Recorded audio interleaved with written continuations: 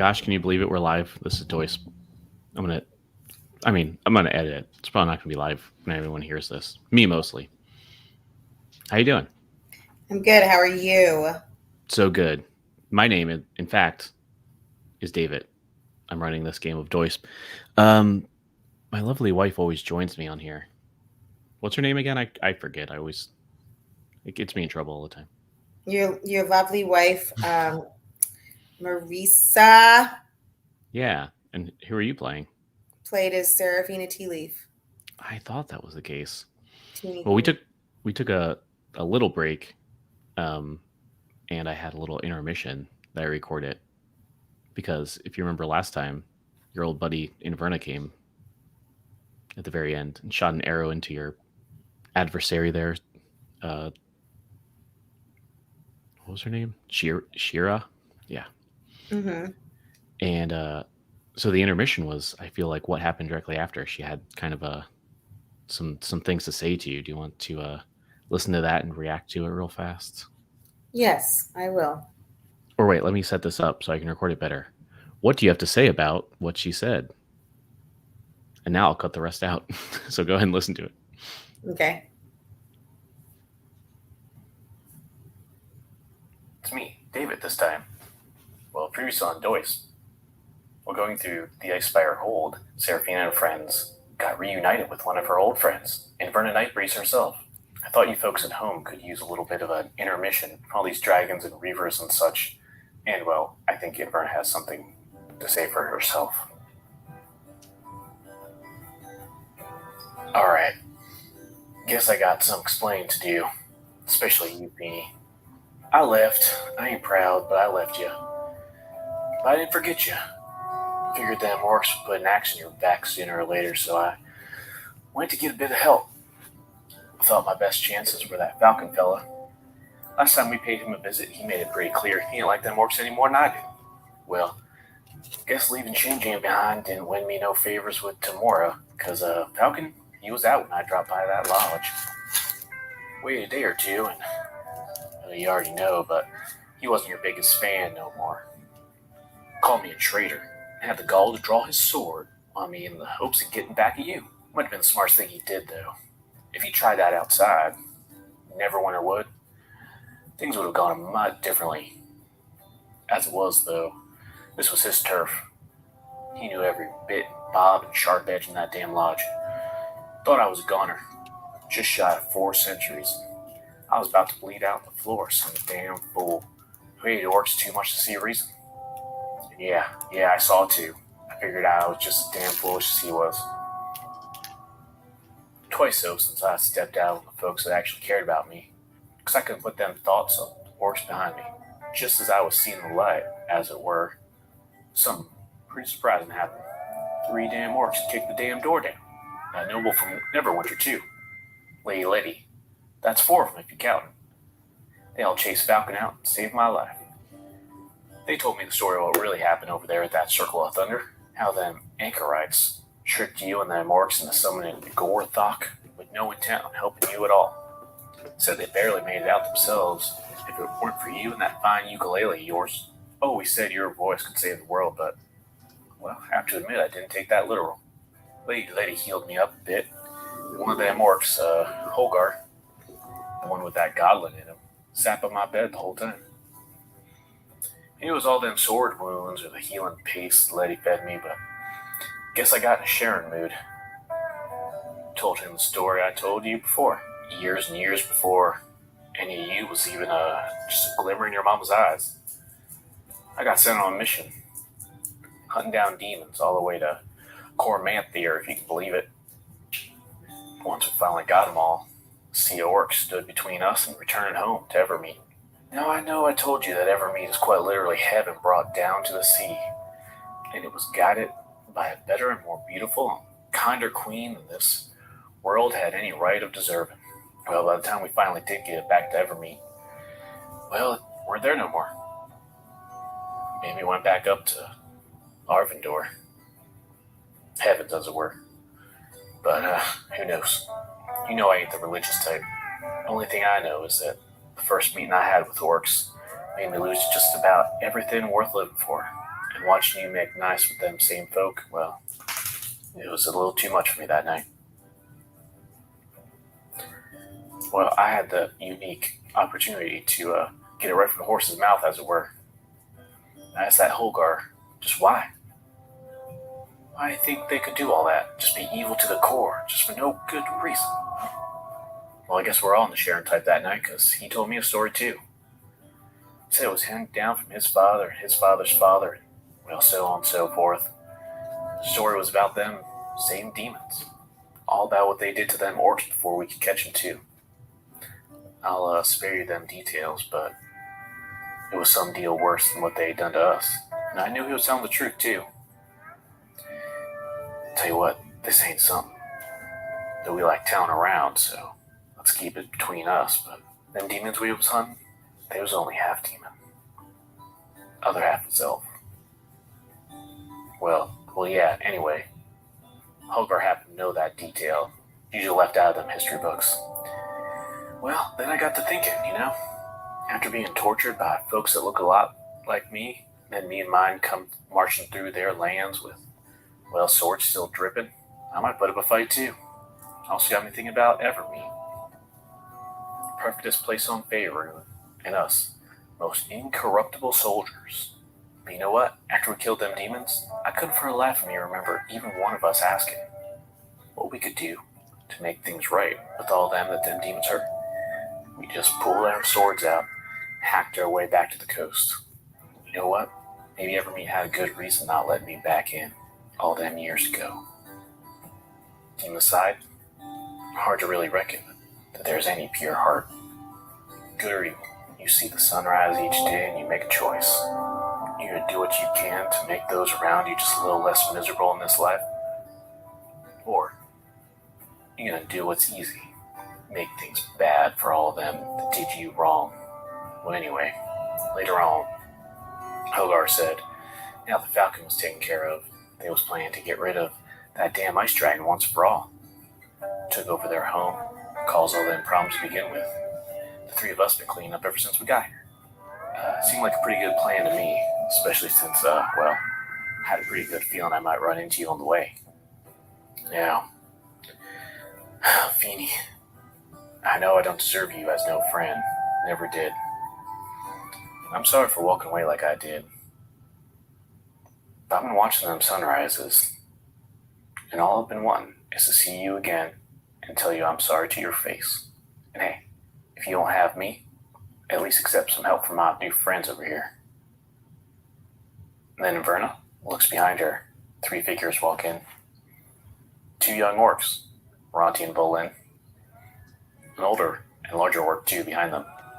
Holgar himself smiles down at Feeny, and it might have just been a trick of the torchlight, but it almost seemed like something in his eyes sparked, maybe from within. Alright, Doisp friends, hope you enjoyed that little intermission. We'll be back next week with a regular episode. Right. Music you're hearing right now, An Ocean Wide by Sebastian Forslund. Earlier, You can turn it off now. Sorrows by Dan Leibowitz. And I'm sure I don't have to tell you that my name's David. Also, this American Can you Dice still hear me? couldn't do it without Austin, and Doisp in particular couldn't do it without Marisa. See you next time. All right. Yeah, you can get out of there. I was trying to tell you earlier. I was like, what's wrong with that? So atmospheric. Okay. So, yeah, did you get the gist of that?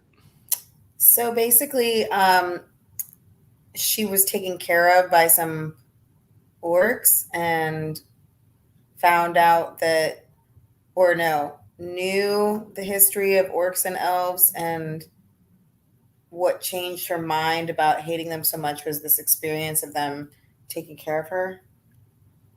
Yeah, and kind of the reason she left the elven place that she did was that she was chasing these demons, and these demons, the very ones she was hunting, if she had only done it sooner, they were like also terrorizing these orcs. So, and like theoretically the ancestors of these same orcs, and you know these orcs. This is I put them on the map here too. Are you on Roll20 now? Oh, yeah. Yeah. They might look a little familiar to you. Oh, it's some sexy lady, her younger sister who's not as cute, and uh, the guy with the Infinity Gauntlet. Sure. um, yeah, it's the survivors of the Thunder, the Circle of Thunder, including the one who turned into the boar. He's the one that's the boy, right? Yeah, he had turned into the boar after you shocked him enough, and you kind of played that song to calm him down. Yeah. And these other two, the two sexy, the boy and girl, were the only other survivors that kind of walked him out. Oh, he was a boy. I forgot. So her sexy little brother. Right. I don't know if they're family or not, but possibly. Who knows? I don't think we ever established that. I like it though. So, yeah, they kind of helped nurse her back to health, and realized that she had kind of a history with them indirectly. So she's okay with orcs, at least some of them. I guess she has more of an open mind, but she shot this arrow into Shira over here, and that's what finally fell the leader of the Reavers. Although we have two other Stone Cold Reavers, well, at least one, but theoretically two. One of them you injured the wizard of the I don't know, the operation, the group kind of went down into these stairs that were here. Okay. After you injured him quite a bit. Uh-huh. And there's another one somewhere, theoretically the real mean one that possibly has these children. But now you've enlisted some more help, so, and there's a dragon right above you for sure that's terrorizing these people, which I guess is also your secondary mission here. And the Stone Cold Reaver said there was a horde in here somewhere. But yeah, what's your reaction to Inverna saying that? Like her little monologue. Oh, maybe. Yeah, actually, yeah. You go ahead and say it first. I think Feeny would take it like really nicely and sort of just be like, I told you so, like we can all help each other. And very much like encouraging of her coming to peace with her identity. And like, I don't know, just sort of taking a super open-minded approach to it. Like, oh, you're my friend and you'll always be my friend. And like, maybe you needed to have this experience to come eye to eye with me and understand how to face your fears, and just kind of going from there, they have like a better relationship. Yeah, I love that. And yeah, she might kind of look you up and down, and she's like, yeah, you know what? Looks like you had your own bit of learning while I was away too. She looks at Shan Jan. It's like, oh, you too, little buddy. As she's kind of realizing how hurt you two are. And she's like, well, you know what? I do come bearing gifts. And she kind of reaches into her pack or something and brings out this little potion. And she's like, you know what? You might need this more than I need. Let me do that again. You might need this a mite more than I do, but maybe we could make a trade. And she kind of scratches, or maybe she puts her fingers through her hair, as in like, you got my hat. True, she does. So I feel like Seraphina would definitely just take it off her head and just kind of giggle and just be like, this hat never belonged to me. It was always waiting for you. And then, just hands it back over to her. Yeah, and she kind of, puts it down. She's like, well, I appreciate you keeping it warm for me. And she hands you this potion. And so I think, I forget if you had one potion left or if you used them all. I think you had one more, I believe. But this is a special one anyway. I put it in your little inventory, and you can see it now. Ooh. It's a potion of greater healing instead of the old boring kind. Okay. I think you had the special water potion, like that you got from that crazy winter spirit or something, right? Yeah. So you have a normal potion and a greater potion. And also, I want to. So part of the rules that we've never really used too much is you can take a short rest to get some of your hit points back. Mm-hmm. You also refresh all of your bardic inspirations. You've only used one of them, but you can go back to 3 instead of 2, Okay. which isn't the worst. And also, since you took that one level of fighter, you have a special thing where you can do a second wind, which can heal you even more. But you can also save that if you want to use during fights or whatever. Mm-hmm. But like this is such a weird thing that we've never really used this short rest thing. Oh, I put it in the chat too. You have a song of rest, so if you play a song while people Oh are yeah. taking a little short rest, they heal even better. So usually, people can, like the NPCs, like you, Shanjan, and Inverna, essentially. So Snook, Snook. That's a fish or something, right? No, Yeah. Snook and the 3 orcs don't have access to this, but you 3, being the special folks that you are, can use your hit dice to heal too. So you can use, basically, you get to roll 1 die per level you have if you want, and you can wait, roll 1 at a time instead of all at once if you need to. But yeah, it's probably a good idea for you and Shanjan both to take a short rest. And this usually, I don't know I wonder if it tells you have to do a specific amount of time. Oh my. Oh, this is like an hour or so. So this is you probably want to, barricade yourself somewhere, unless you. I mean, you're definitely running a risk because that person ran downstairs. So it's up to you. I don't know. Look at her. She wants to run upstairs. Yeah. So yeah, this is kind of the I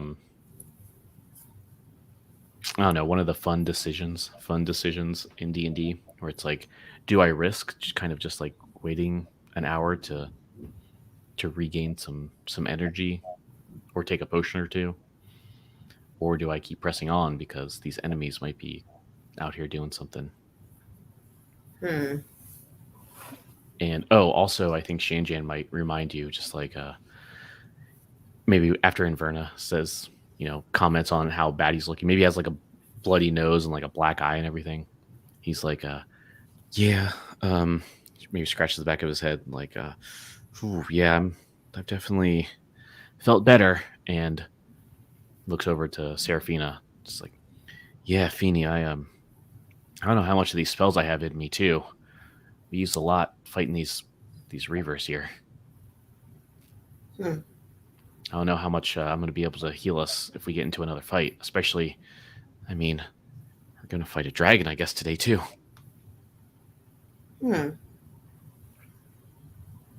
Maybe.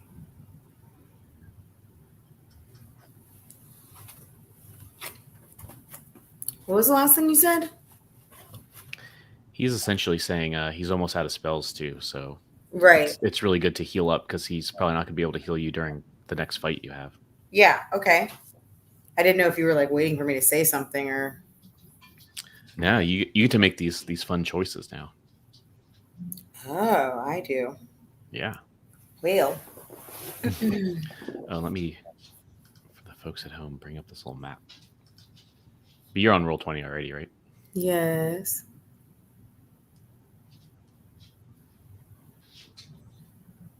And you see the orc friends now too, right? In the room behind you. Yeah. Yeah, there's like a little purple line. Oh, is there? I should be able to see that. Are you on Roll20 or are you in StreamYard? I'm on Roll20. Should I like refresh it? Yeah.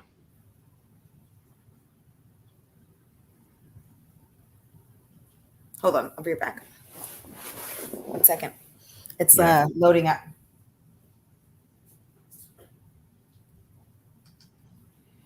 I guess I'll use this opportunity to go look. Raven, you stay here.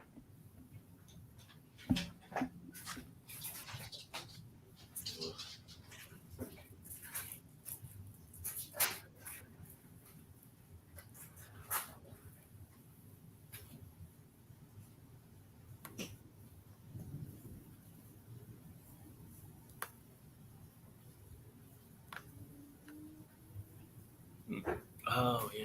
I don't know why that happened. You figured out? Yeah.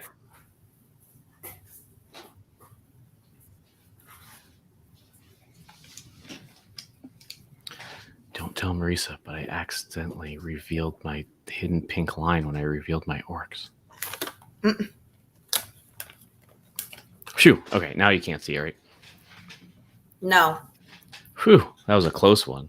And I also That don't could've- know what it means. Yeah, that revealed something that already happened. Oh. Oh, and actually, let me refresh this little garbage. Yeah. Cool. All right. So, yeah. So, you probably want to heal up somehow if you want to do a short rest, which is, take like an hour of a breather. That's not a bad idea. But again, I'm trying to tell you the risks here. Like, Right. that means that this person is, when you see him again, the wizard guy is probably going to be healed up as well. Mm. And he How might much be do I need to get? How much do I need to heal? Well, I think if you look on your token, it tells you at the top. So you're at 15 hit points out of 45, and Change Hand's at 7 out of 31. Wait, so I'm like only 5% okay? I don't know if that's the exact math there, but you're 30 below where you should be. Oh, I thought you said 45 or 50. Oh, I might have. If I said that, that was an accident. Sorry. I don't know. And remember, if you hold Alt and double click, it'll bring up your little character sheet. What about Inverna? She's 45 and 45. Yeah, she's doing fine. She hasn't fought yet. Remember, she only shot an arrow. Oh, I get it. That's how much I'm down. Yeah. So it's like a little fraction. You have 15 out of a total of a maximum of 45. I probably need to rest. Yeah. And you just got a new potion. You have another potion. But remember, usually when you rest, you want to use those hit dice. Mm-hmm. And if you play a little song, it makes your resting even better. All right, so how do I do that? Yeah, so first thing you probably want to do is use your fighter ability, Second Wind. So do you remember how to roll dice? Yeah, I think so. Okay, so if you go to that little matrix thing, you just roll, let's see, what is it? 1d10. So not the worst, or not the best, but not the worst. And you're going to add 1 to it because you're a first level fighter. Is the 1d10 the number 2? No. Or 3? Huh. No, it's a 10. So if you go to the left. Yes, I'm on it, but like which column? Oh, I see. No, you just click the actual dice picture and it'll just do 1. Oh. If you go to 2, it'll do 2 of them, but you just want to roll 1. There you go. Okay, so you got 4 extra. I'll add that for you. Okay. So you use that. That's kind of like your free fighter thing, and you can use that once more this game, right? And then you probably want to start using your hit dice. So you have 1 fighter thing, so you can roll another d10 if you want. Okay, so I can do another d10? Mm-hmm. All right. Whoa, oh my gosh, how dramatic. It was on 10 and then just roll a little bit to the 6. So 1d6? No, you got 6 more. Oh. You're up to 25, pretty good. And now, since that was, you only have, you're only level 1 fighter, you can't use 10s anymore, but you can keep rolling whatever bard is. Which one is bard? I think it's 8. I want to say. Let me check on that.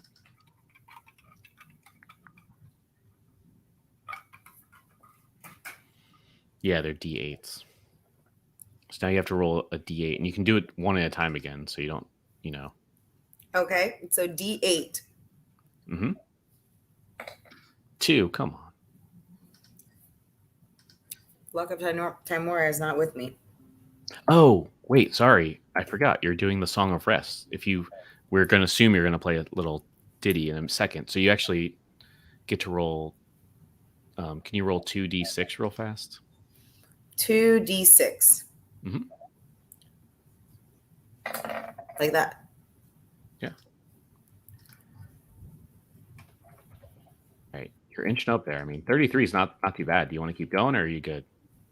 How many hours of sleep do I need to do? This is all for, you're just doing 1 hour of sleep, or just like resting. You're not actually sleeping at all. You're still alert, just like catching your breath, Okay. But because of how high level you are, you can do it. It's based on your level. So what are you, a level 4 bard, I think, right? Mm-hmm. So I guess, can I do it? No, you're actually a level 5 bard. So you can do it 4 more times. You've only used one of your bard things. Yeah. 2, 3, 4. Okay. So I guess, which one do I do now? These are going to be a D8 plus a D6. So one D8. So each one hit dice you use, it's actually an 8 and a 6. Okay, but like, what do you want me to hit now? Yeah, do a 1d8. 2, and then do a 6.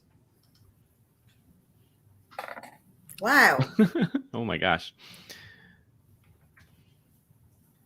Well, if you want to do another one, you just do that same thing again, an 8 and a 6. You've got what? Oh, okay. There you go. Finally, a 6. Pretty good. And now roll 1 6. Oh, okay. Yeah, you're good now. You're at full. Nice. Woo-hoo. So you still have 2 left over if you need them. Although I don't know if you're gonna have a chance to rest again. And I'll do Shanjan's for you. Let's see if he actually does anything. He's a 5d8. Okay. He's real rough, so I hope he gets something. Yeah, me too. Oh, but he does get your bonus because you're doing a song, so cool. I think he's going to use them all.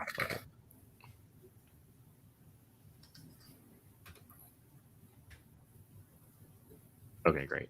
Yeah, he didn't. Yeah, because of your song, he didn't. He's also at full. That's great. Wow. Do I play my song now? Yeah, if you like to. Okay, ready? Mm-hmm. Trying to catch my breath.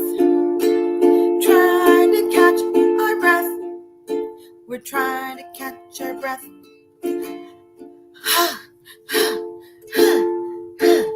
Trying to catch my breath. Gonna kill a dragon mad. Gonna make sure that my friends are taken care of. First, I gotta catch my breath. Gotta catch my breath. I want this song to make sure that we all live long. Catch my breath. Amazing. I love that. Yeah, hold on. I'm just doing something real fast. Don't even worry about it.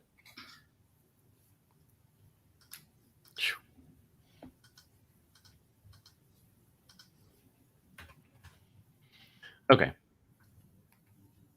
So yeah, it's been, about an hour.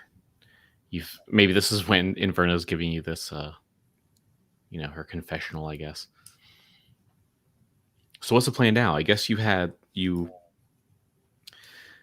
got some options here, right? So you've got a lot of friends now to help you out. So you're doing really, really well in that situation. It's very cold. I will say the entire time you're kind of resting. Inside the actual castle, it's not too bad, but you can hear like the wind outside, even through the however many feet or inches thick of the stone castle. There's like breezes going in. They're like freezing. You can like see your breath every time you breathe out in this when you're taking your breath song. But in the castle, it's like relatively warm. Like you're not going to die or anything. But it's and you bought all those like furs and stuff in Phantoland, so you're dressed for this. But there's 2 children that were kidnapped, right? And the Stone Cold Reaver that is wounded and went downstairs. You also have this door that you haven't gone through. There's a door down here that you also haven't gone through in the other room, in like the little sleeping thing. I don't know if I told you this, but these little rectangles were cots. I don't know if I specifically told you that, but that looks like this is where at least 4 of the 5 Stone Cold Reavers had been sleeping. Mhm. So there might be a dragon horde somewhere in here. Part of this dragon horde might be 2 children. There's another Stone Cold Reaver. And to remind you, the meanest of them, perhaps, Barlow. I'm sorry, what? Perhaps? Perhaps, yep. Thank you for pointing that out, you monster. No, perhaps the meanest of the Stone Cold Reavers, Barlow, the one who kicked the cat, Sunshine, or was about to. You actually saved the cat from being kicked. The one who actually kidnapped these children is also, you haven't seen him yet in this castle. Mm-hmm. So what's the plan? And also there's a dragon on the roof if you want to take the dragon on. I mean, I don't want to take it on right now, do I? I mean, the sky's the limit. D&D, you can make any choice you want. Okay, so I guess outside there's a little bell. I think I told you, like by the main entrance, you can ring the bell if you want. I think dragons like that. The main thing is, I want to make sure that I obviously go see the dragon to fight it. But do I want to explore? Is that kind of what you're asking me? Yeah, it's totally up to you. Yeah.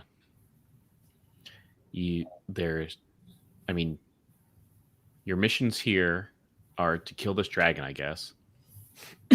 These aren't technically, or these maybe aren't in order of importance to you. You can order them however you want, but you want to fight a dragon who's been, causing all the problems in this game. You've got these 2 kidnapped children. Right. You've got 2 other Stone Cold Reavers if you want to, seek justice and vanquish them if you want. And also, dragons have gold usually. Right. So 4 possible objectives. You can ignore them. You can set them any priority you want. Okay. You definitely have a huge group to help you do whatever you need to. You could split up too. You could ask these people to go do one of the things while you're doing another, All right. So then Feeny goes over to Shanjan and Inverna and Snook and sort of brings them into a huddle. And she's like, well, now that we've got the old gang back together, here's what we need to do. Number 1, plan. So then I feel like Shanjan would be like, ooh, okay, yeah, like I'm in it, and Inverna is just like her cool self. And Feeny says, all right, this is how we're going to do. Number 1, make a plan. We're already doing it. Number 2, great job, Shanjan. We're already doing it. Can you believe it? I'm already so proud of us. He's like, yeah, we're getting them. I love it. Number 2, old times. Number 2, we find the kids. Because where the kids are, the Reavers cannot be too far behind. Number 3, we kill the Reavers. Number 4, we find the gold. And lastly, we sneak attack the dragon. Because no one takes over Phandalin but Phandalinians. And they're like, yeah. Like both them and Snook, I think, is like, Snook. Like puts his talon over his lips, like, quiet. And maybe he tilts his head and you can maybe in the moment or two of silence, you can hear like, oh, the soft snoring of this dragon above you still. Mm-hmm. Yeah, and Feeney's just like, oh yeah, Snook, you're right. What am I thinking? I just got way too excited, especially after that rest. So rejuvenated. Yeah, I think maybe Shanjan's like, all right, so, yeah, Sarge, where are we going?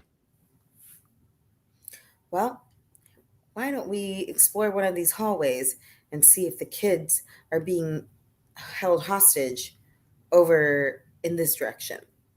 How many spaces can she move? Since you're out in combat, you can kind of go wherever you want.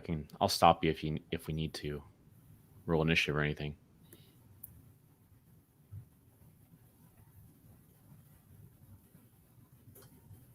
I'll go down here. Sure. Yeah, let me reveal some things to you. Oh my gosh.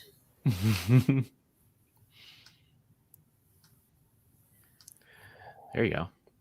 So there's this kind of you went through the sleeping room of the the Reavers, at least 4 of them, and it kind of opens up into this little hallway, and you're met with 3 more doors. You're going south, and there's 2 doors that open to the south, and if you follow the hallway down a little bit, all the way to the west, there's another door. This is some real D&D stuff right here. This is going through hallways, opening doors.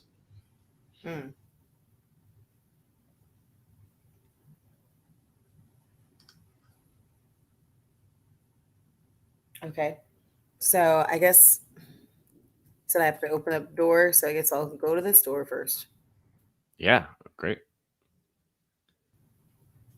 I don't know why I turned off my reveal button, but whatever. David, come on. All right, so this looks like a big kind of like maybe dining room. There's a long wooden table with a bunch of chairs around. There's burping everywhere, sorry. There's a fireplace way in the south hall. And there's a another door that you realize just by triangulation. Oh, that's the other door that was in that hallway. That's fine. Just 2 doors lead to this area. And I think you can see, did I reveal enough? There's a door on this side too that goes to the west again. Yeah. All right. And So is there anyone coming with you, by the way? Are you kind of venturing out? Yeah, I mean, I feel like all of them would come with me, right? Like, wouldn't they all be together? Okay. Yeah, I was because remember, if you want, you can have them split up and do other things for you. I was trying to make you wait because he was going in and out. So. Oh, who was? Hash. Oh, okay, gotcha. Yeah, I didn't even see.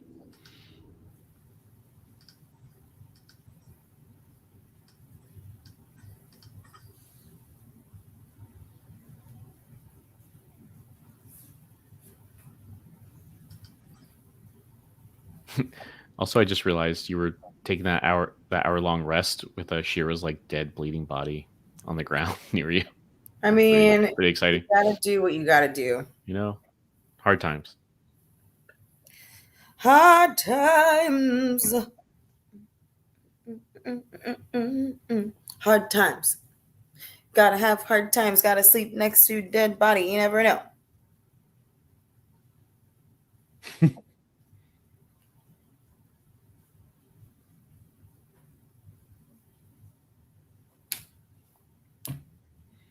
Oh man, while we're waiting, do you see Brennifer just message us and was like, "Hey, can we play Hawkeye's Making Out sometime?"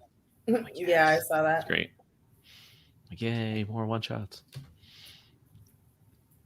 So yeah, what do you think? Schedule without me. I would never dream of it.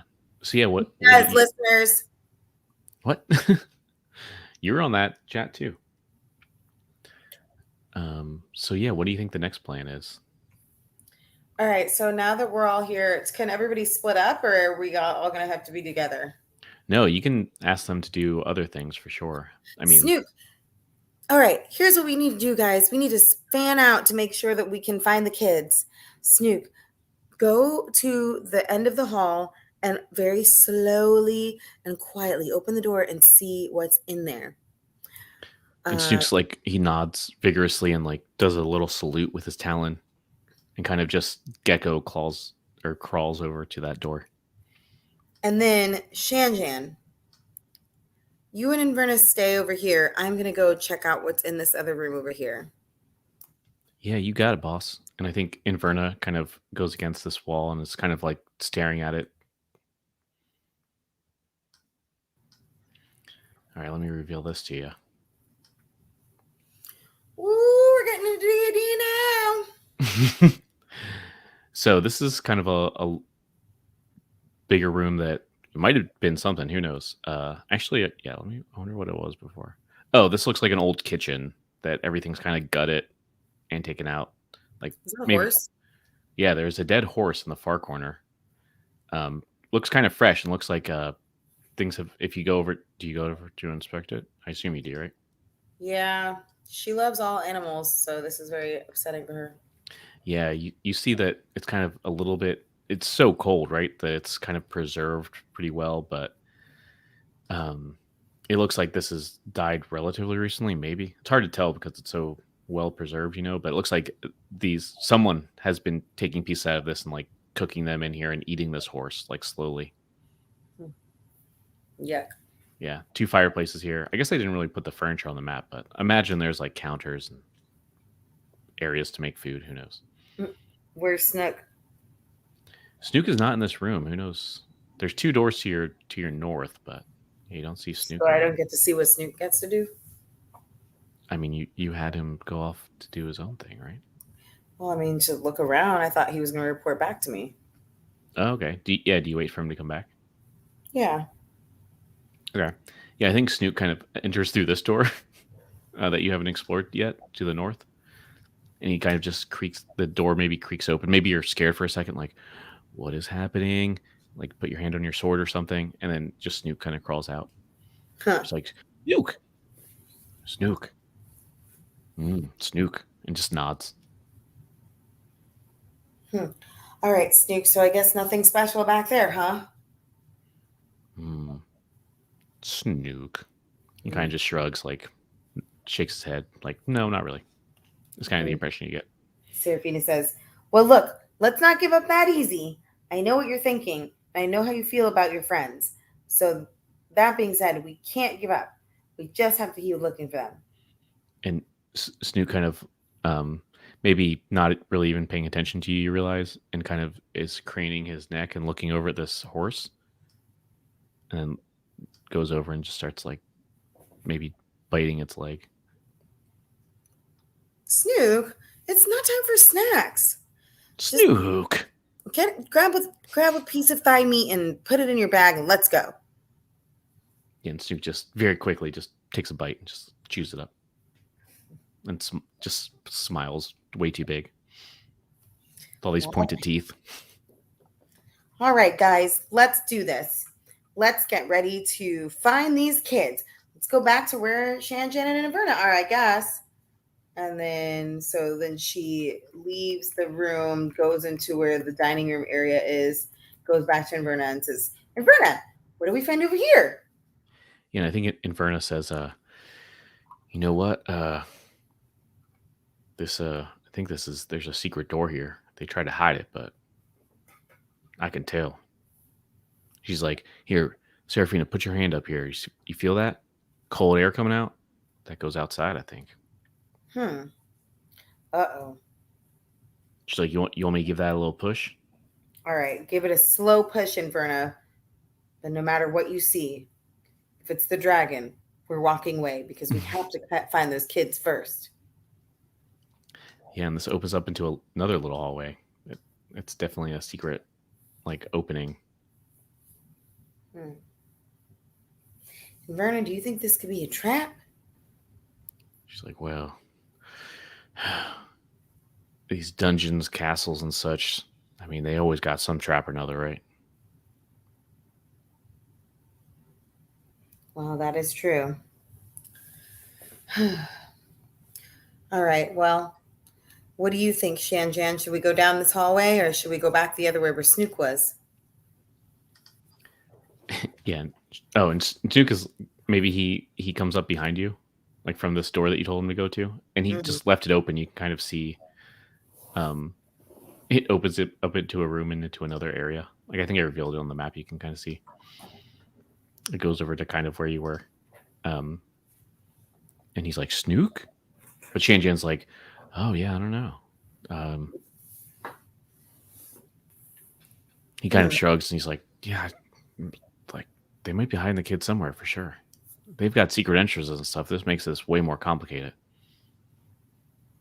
Well, I think we should go back where Snook was, maybe before going to this scary hallway. Hmm. I'd like to explore a little in here. Yeah. And if you go in here, you can kind of just see it's like a little office, maybe. There's all kind of like books and stuff. And there looks like there's a bunch of really old books that maybe they're even like frozen or something. Mhm. And maybe do you were you the one who knew what languages do you know? I wonder if you somehow know this language. That'd be interesting. Thought I Uh, knew a couple languages. yeah, you picked them a long time ago. Oh no, you just know Halfling and Common. That would have been fascinating. But no, it looks like you could probably tell that it's like, oh, this looks like Dwarven language. That's strange. I can't read any of this, but whatever. But then maybe there's like a newer one that's not as frozen and messed up. That's just it's like the journal of the Stone Cold Reavers. Hmm. And yeah, what would it say? I think you can kind of get there. Like there's no specific like journal that they actually have, but let's see. Their plans were kind of they're trying to find this hoard and maybe like, oh, we found it, but it's behind all these. Yeah, okay. This is interesting information. They are writing. It's Shira, right? She's writing in this, and she says,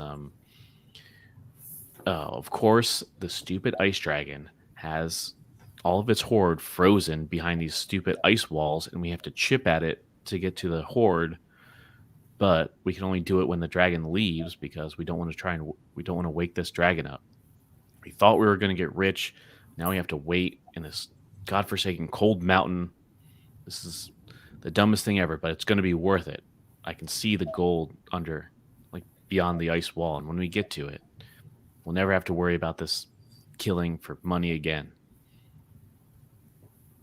And maybe there's some more entries like Barlow did this thing, and he's really getting on my nerves. He's the worst person ever. He's saying we should abandon this whole thing and just try to ransom off some of these people from Phandalin.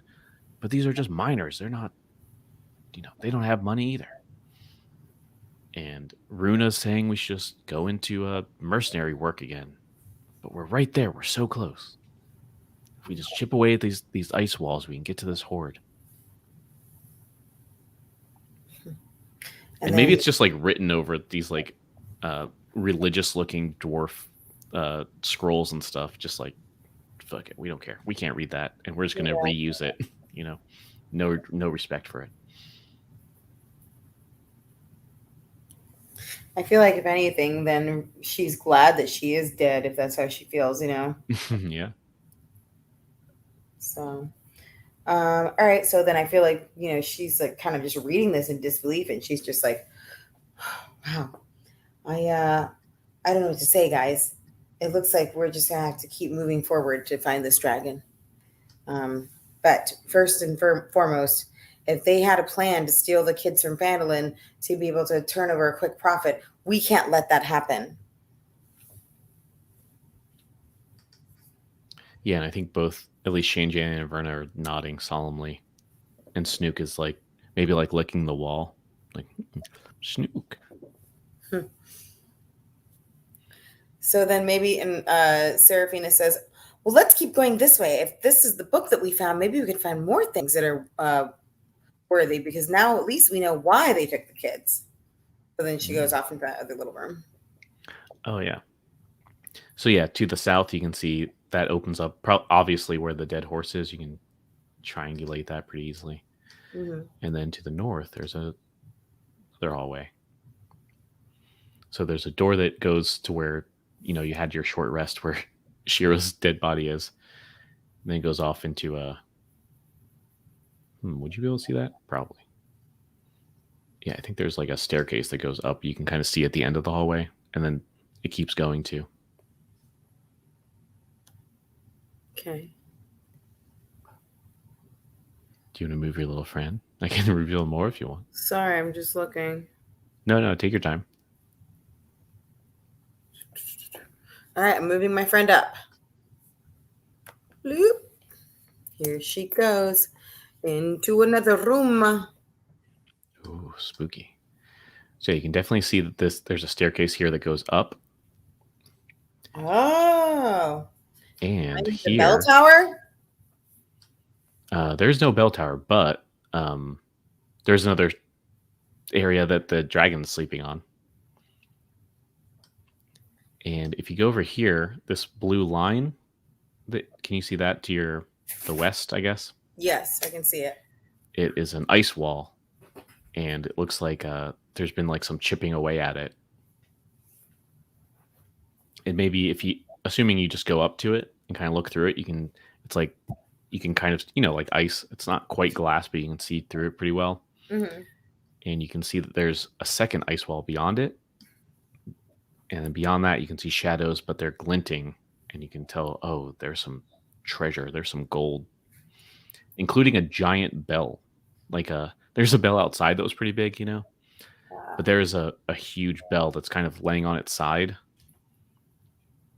Mm-hmm. That's glittering in gold as well. All right. Quick question. Yeah. No rush, but when is the first break so I can plan a potty break? I have it set for 7:50, but we can take it early if you need to. Okay. Yeah, I mean, that's going to be like a half an hour. I don't mind taking a little break if you need to. Can I do just a little one? Yeah, for sure. Okay, little break right now. I'll be right back. After these messages, we'll be right back.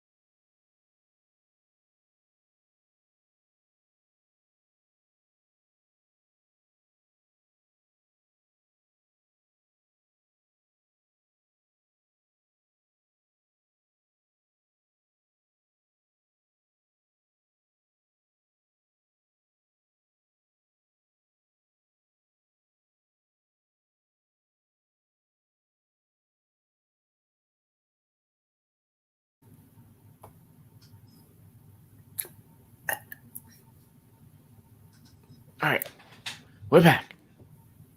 How do you feel relieved? Thank you. Yes. All right, let's get back into it. So, yeah, you saw this ice wall. There's a staircase up. Maybe from the staircase you can um, feel like just an overwhelming cold every Mhm. few seconds, like cold breath, and you realize, oh, you're holding the side of your, your rib cage, kind of where those um, dragon scars are. Mhm. Just instinctually you realize that you're holding them already. Like, oh, that's where the dragon is. You can almost mystically sense it's up there. Yeah. But like I said, if you look through the this ice wall that's partially chipped, you can see that there's some shiny, sparkly treasures in there. Okay. And that's up the stairs. No, the ice wall is like right next to you. Oh, gotcha. Gotcha. Okay. That's the blue line on the map. Well, I mean, okay. So then maybe Serafina at this point, she feeling the Oh, feeling sorry. To interrupt you real fast, I forgot. You can't really see on the map because it's very pixelated. It's not the best quality map. But on the ground here, there's like the remnants of like a door, like a door just like the one that's been used, like these wooden oak doors that have been used all throughout this castle. Mhm. It looks like it's been destroyed, So someone like busted through this little area before. Okay. So then maybe she you said there is a door I could go through there or no? Where?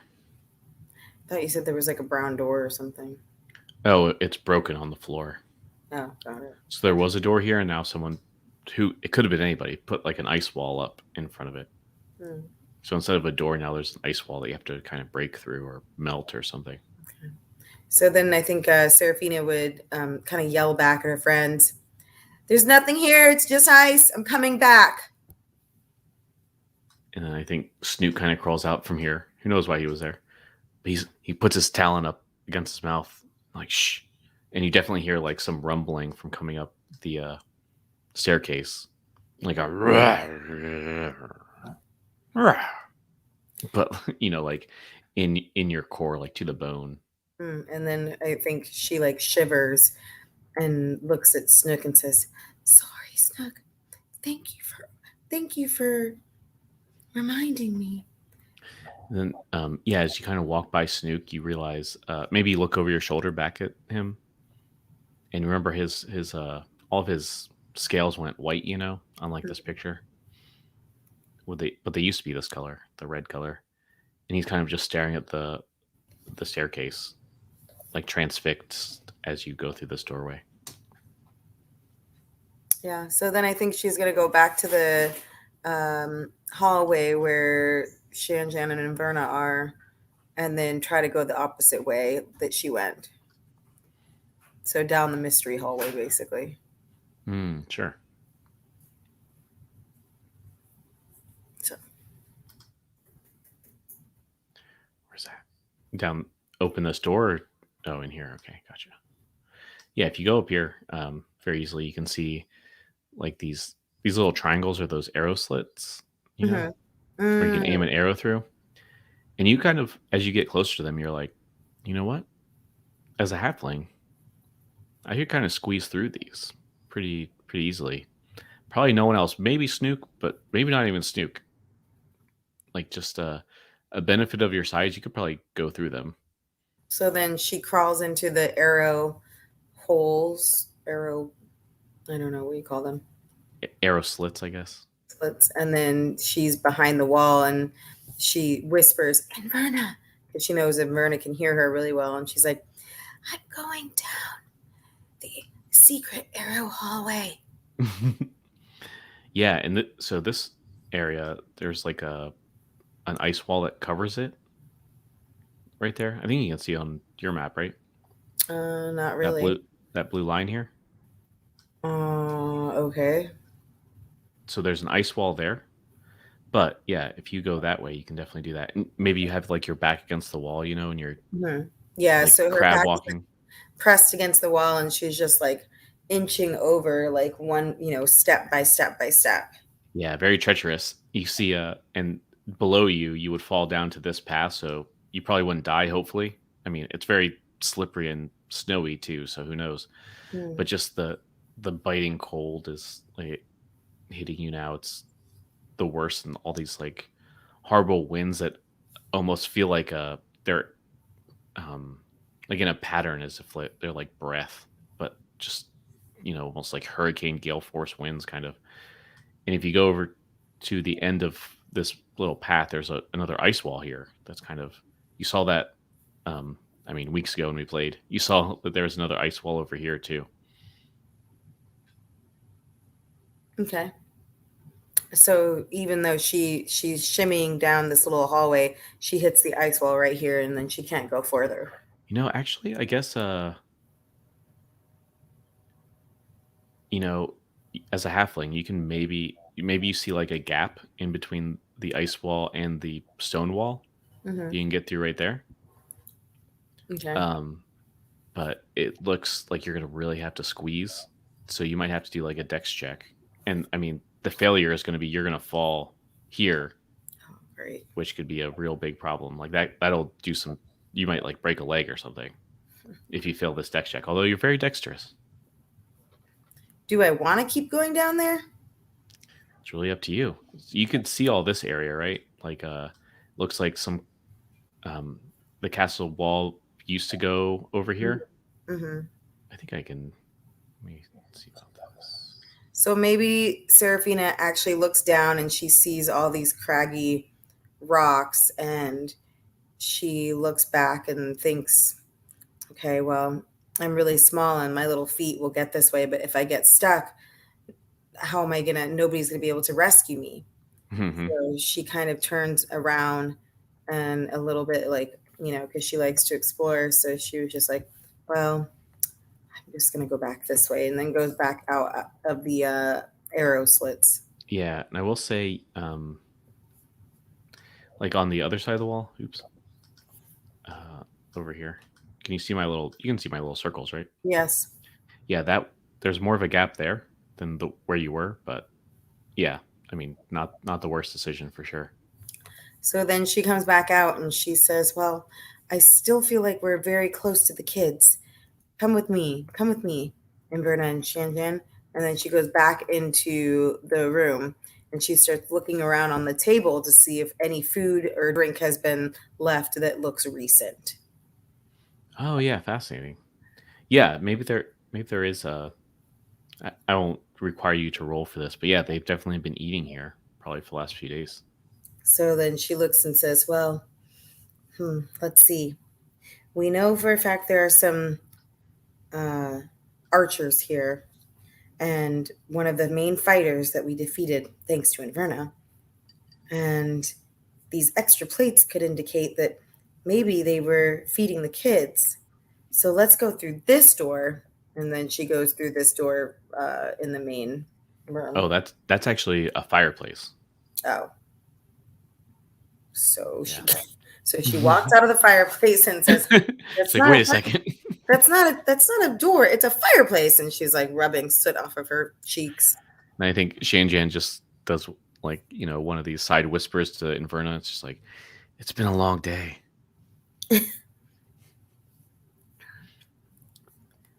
So I guess So are those let me think. I guess, oh, there's one door over here that you didn't go to. okay? And so in here and where the dead horse is, that's more fireplaces, right? Yeah. Actually, let me reveal those a little better so they're more obvious. Oh. I will say, so here's some options, right? There's there's like an arrow slit window thing over here, which you now think you could probably squeeze through, like way up, kind of where you came in. Yeah. There's also that ice wall. Actually, you might. I mean, you're very small. You could maybe squeeze through this ice wall. So I think she's gonna go back out and maybe go through this door first. And she's like, "Come on, guys, come sure. on, we have to keep looking. We have to keep looking." So then she goes through this door. Yeah. That kind of goes over here. So it's literally As, the same. yeah, as you might have expected. Although I did say this area, you can easily squeeze through that. So she comes back to Inverna and she says, she like just reaches up and like takes her both of her hands and squeezes them hard and says, "All right, I don't think I have any other choice. But if I don't check all of these places, we could be leaving the kids behind. And we just can't do that, Inverna. We can't." And she kind of looks down at you, holding your hands to you, and she's like, that's why I'm following you, Serafina. Of course you can't. I'm here with you. So then she goes over to this door and she says, oh, she gets to where the rocks are and these looks like the rocks on the other side. I'm in the same place. Oh, all right. Well, Feeny, sink thin and let's squeeze on down this ice patch. Yeah, so it looks like this ice wall was perhaps constructed by some sort of creature to prevent anyone from coming in through this broken part of the castle. But you were able to kind of shimmy in through here. Probably no one else could, except for perhaps Snook, right? It kind of opens this whole area up, including kind of the ledge of this area. Mm-hmm. And I think, assuming you go down here, one thing to note is maybe you look off the cliff and you see there's, you can just make out, there's a little like hole that goes down in here. That's very strange and has like I'm trying to remember how I do lines. I think it's this way. Can you see that arrow? Yeah. Okay, yeah, perfect. There's like a little, how do I say this? Like a slide kind of thing that comes out of this hole that goes down the mountain into, and like kind of the icy mist, like you can't see very far, but it goes into there, like almost like a I don't know, how would you describe this? Like a like a bobsled track kind of thing, right? That goes down here. Mm-hmm. I guess there's no fantasy reference to this, but just imagine that, I guess. So yeah, if you put your tiptoes over to the edge here, you can see that hole down there. And there's all these areas you can squeeze in and out of these arrow slit things, like relatively easily. Like it takes you a second to go through, You can't do it maybe if you're in the middle of combat. It might be trickier to do, but you've got all the time in the world now. If we assume you keep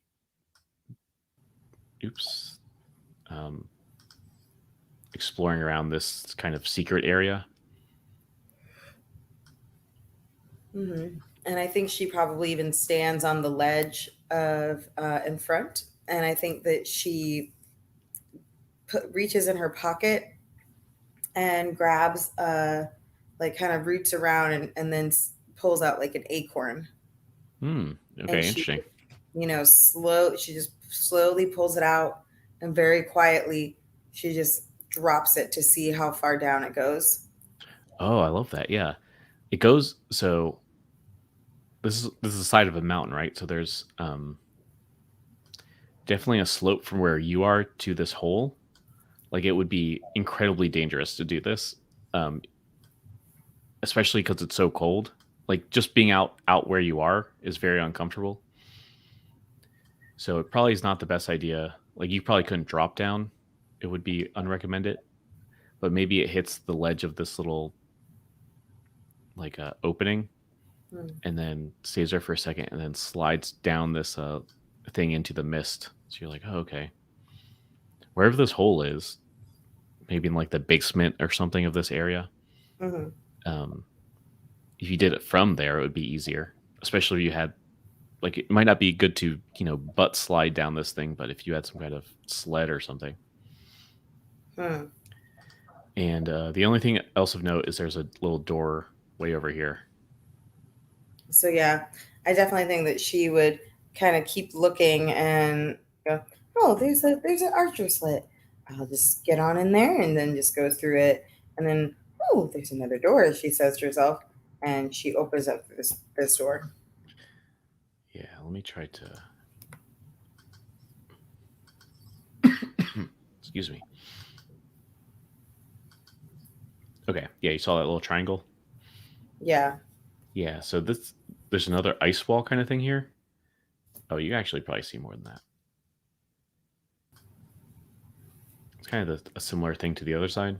Hmm. There's an ice wall here, and like I feel this is made for people that aren't your size, so you could probably squeeze through here.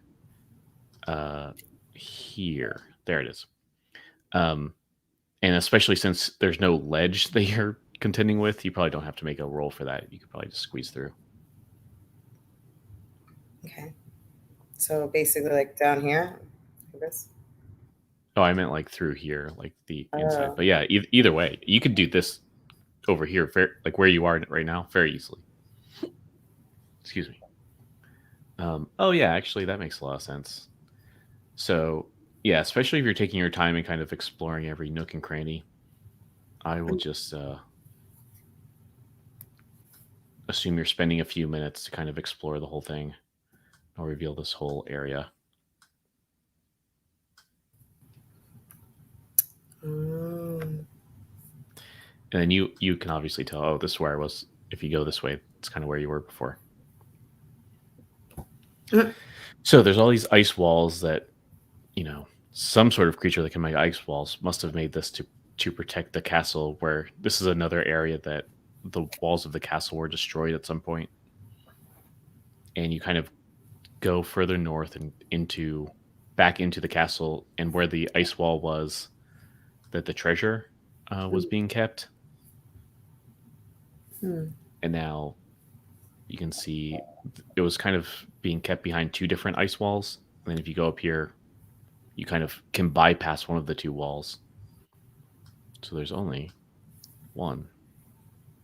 Hmm.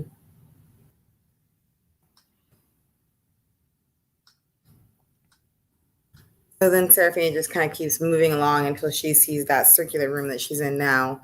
And she's just looking around, looking up and down, trying to, walk very, very quietly. Yeah. And I will say, there's a gap in this ice wall. Like, it's not flush with the stone wall, and you could easily get through that. Okay, so then maybe she takes that and she keeps seeing like all these gaps, and she says, by the luck of Timora, I think that she wants me to to go places. So I'm just gonna squeeze on by this, and then she gets into this other room where Yeah. she sees. And you're basically in the treasure room. There's just like on the floor, it's just a mound of just gold coins, like almost as tall as you are. There's a full suit of armor that maybe has some decorative kind of stuff to it. Like, this is also like a very expensive suit of armor. Mhm. And like I said before, there's a giant bell that's on its side, and maybe there's like some copper leaf. Like, it looks like someone leafed copper over it, and Mhm. it got. Oh, maybe there's like dragon talon marks and stuff, and under this copper there was it looks like a solid gold bell, which is wild. It's Hmm. also like a fancy looking axe, I guess. But it's like, oh, this is some money. This is, if I can Right. find a way to get this out of this place, I'll be rich. I think that. Yeah. Oh, actually, let me put this to you. What's something in this little hoard that looks especially like, oh my gosh, this is a serious dragon hoard. Like, this looks very, very valuable. So yeah, she looks at it and like her eyes grow big, and she looks up and says, "Whew, Timor, you are testing me." And she leans down to grab up some of the gold leaf, and then literally just is so modest and so kind. She just picks up a couple, and then picks up a couple and says, "Inverna, Shanjan, Snook," and Oh, then well, let me. So, you got here based on the benefit of how tiny you are. They couldn't follow you nearly as close. Like, I they're know, still way over there. Yeah. I know, I'm just putting some gold leaf in my pocket to take back to them. Oh, I see. Okay, I thought you were talking to them. Sorry. Keep going. Pretend I didn't say that. No, so then she's like gathering some for her friends, just like a few pieces each, and then looks up at the sky and again says, Timora, if we slay this dragon, I'm coming back for this hoard. Because maybe, then just maybe, me, Shanjan, and Inverna can stop wandering the world looking for quests for money. And we'll make something of ourselves. And she kind of says that sort of like I don't know, hopeful, I guess. And so she just puts a few in and then says, I will not be greedy. By the luck of Timora, I was luckily able to help on this mission, and thank the Lord for my size, or I would be stuck. Yeah. Wait, what was the one thing you saw that looked especially valuable? So I think maybe that mace, or maybe Oh no, I mean you can add something to it. Like you can make something up that to Feeny in particular looks very valuable. Maybe do I have a shield? I Great can't remember. question. I think you do. But who knows? I thought I did, but I don't remember.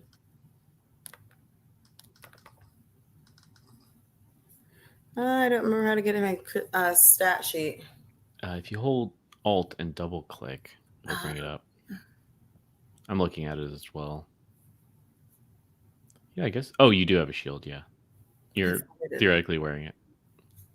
I think it's like a wooden shield. I sort of remember this happening. Like maybe, a year ago. Maybe she sees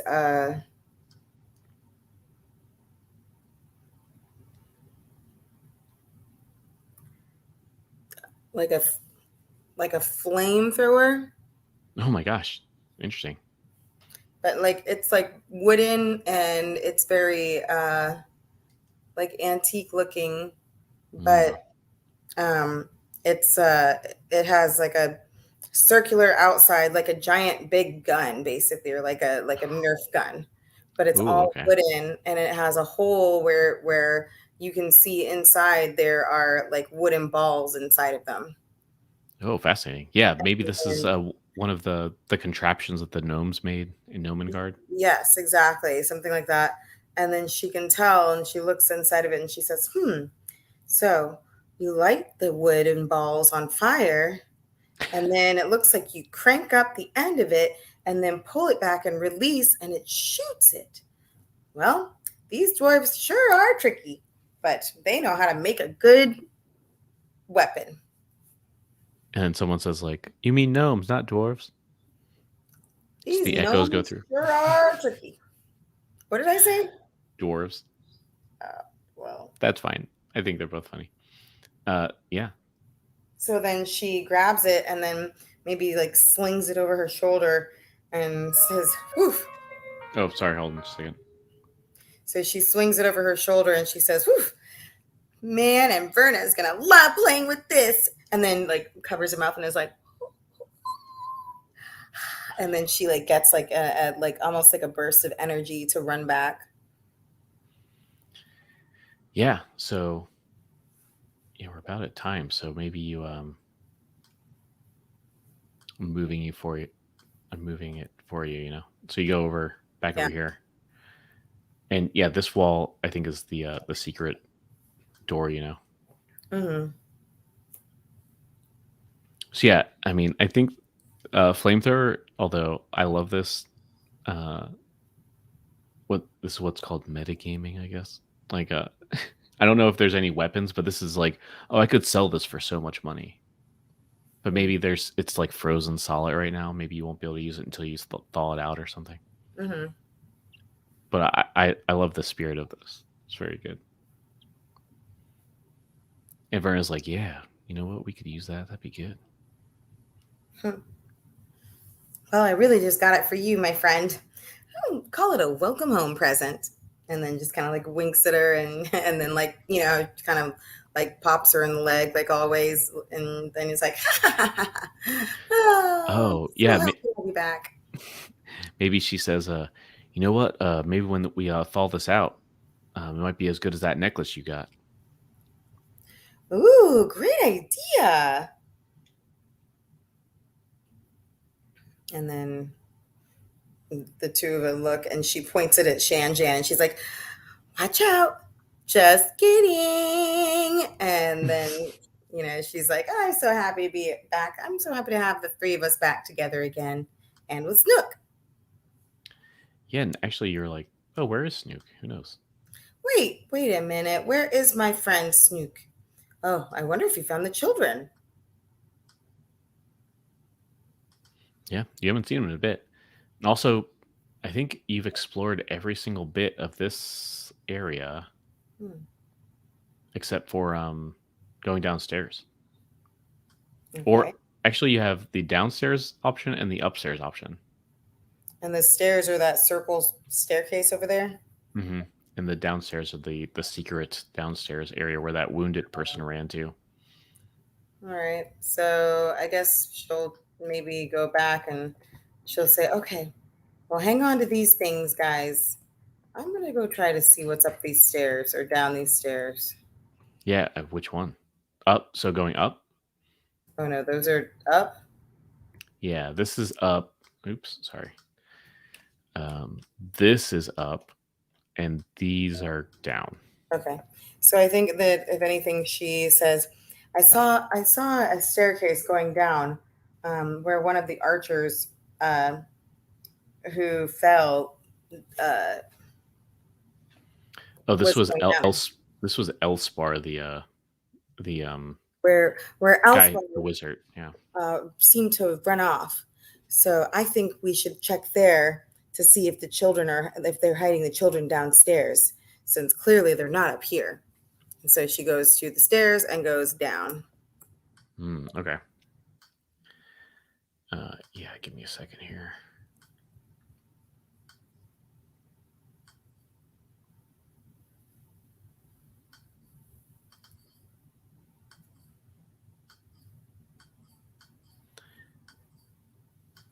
Let me bring you to a new land. Uh-oh. So I assume your two buddies are coming at least, right? Yeah, I would think so. And I guess the orcs are just like, well, let us know if you need us. Of course.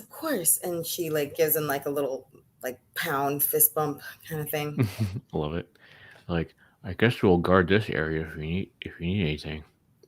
Keep your eyes open, and if you hear any screams from children, let us know. Oh my god. Yeah. So I think, did it take you to the new area? Yes, it did. Yeah. So you kind of go down these creepy staircases, or this one staircase. Many stairs, one staircase. That's the difference. And it kind of opens up into this dark. There's maybe just torch lights, those little sconces. Yeah, sconces. Shh. Sorry. So sconces, but very dark. It looks very ominous too. Wait, I might not have revealed. There's 3 doors. It kind of opens up in the 3 little doors. This door here on the I guess the east side. So you came from the north, right?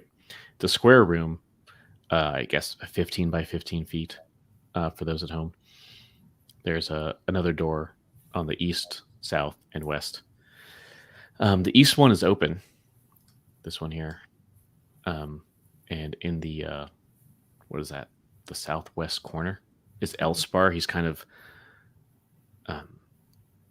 laying up against the wall. He's sitting down. He's kind of bleeding, but maybe as you kind of... Actually, yeah, it would be interesting. How about you? Are you trying to be sneaky, or were you? I think I am. I thought you might be. Yeah. Can you roll a stealth check? Do you remember how to do that? Kind of, yes.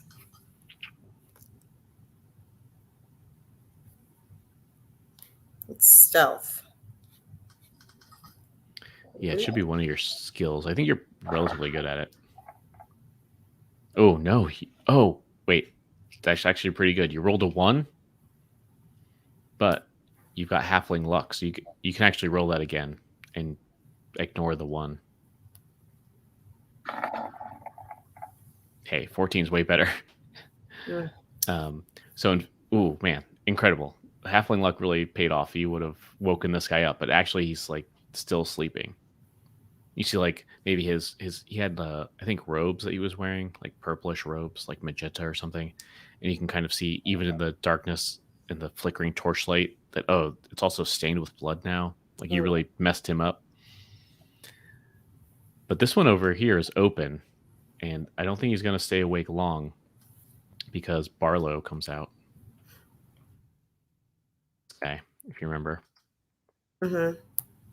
I guess we'll leave him here in the doorway. Let me reveal a little bit more. Yeah. And he's like, little half pint here. Hope you brought the ransom money for these 2 brats of yours. He's like, or am I feeding you to the dragon too? And maybe that's where we'll stop we'll cut it there. Okay. How's that sound? Sounds great. Cool. Let's take a little break and come back. Am I not playing out or? Oh my God, yes. Thank you for reminding me. How could I have forgotten? It's been so long.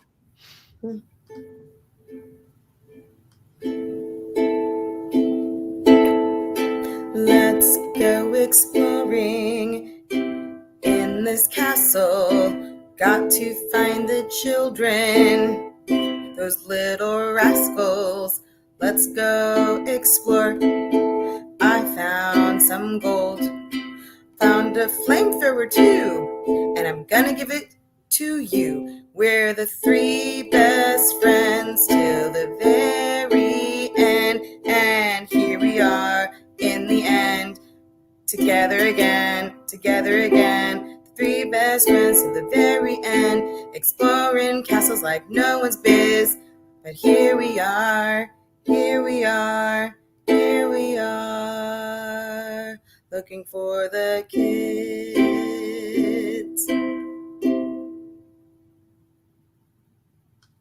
Amazing. All right. Incredible. Let's come back in a little bit. Okay.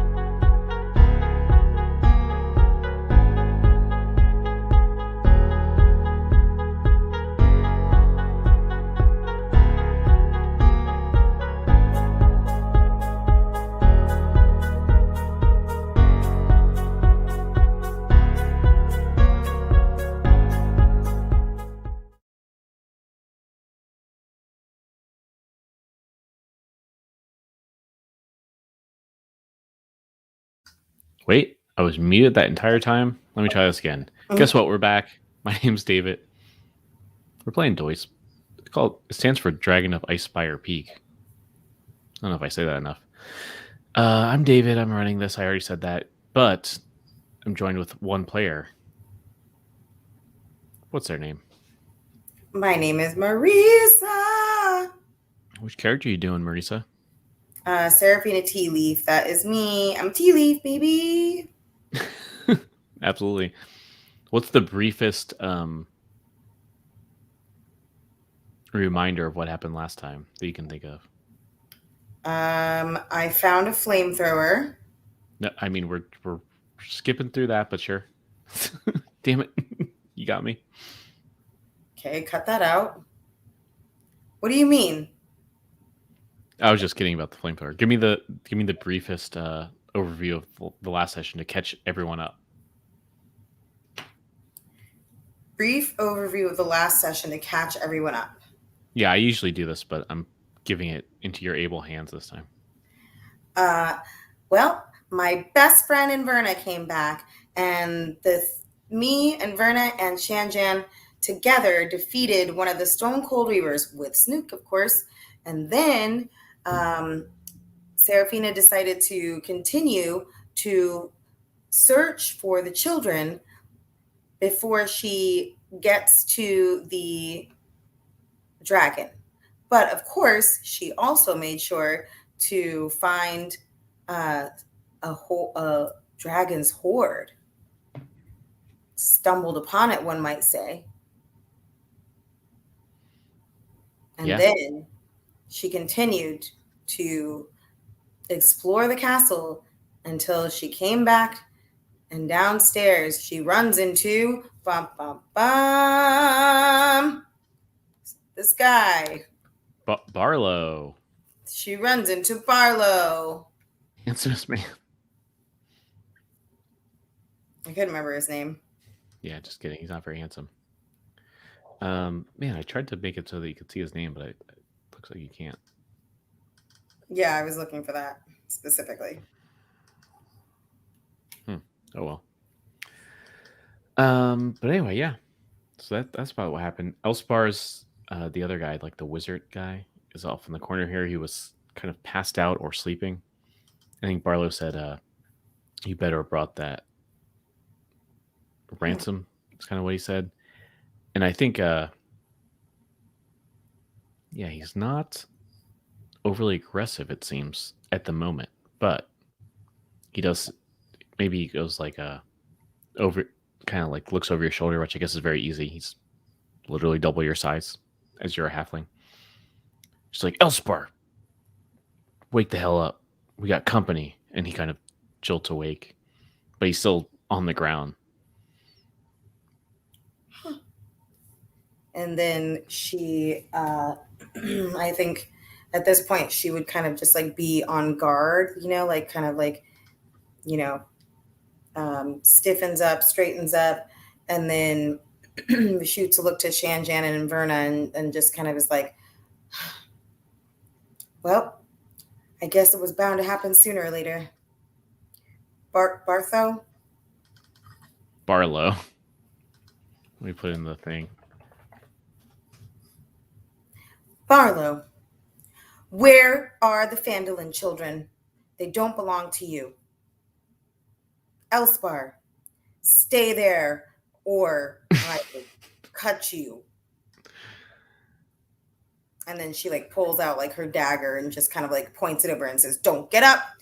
There's no harm here to come to either one of you. I'm just looking for the children. I think Barlow just takes a step back and just like, he kind of just unsheaths the sword very nonchalantly. It's like a big sword, And he's just smiling with all of his like crooked, missing teeth.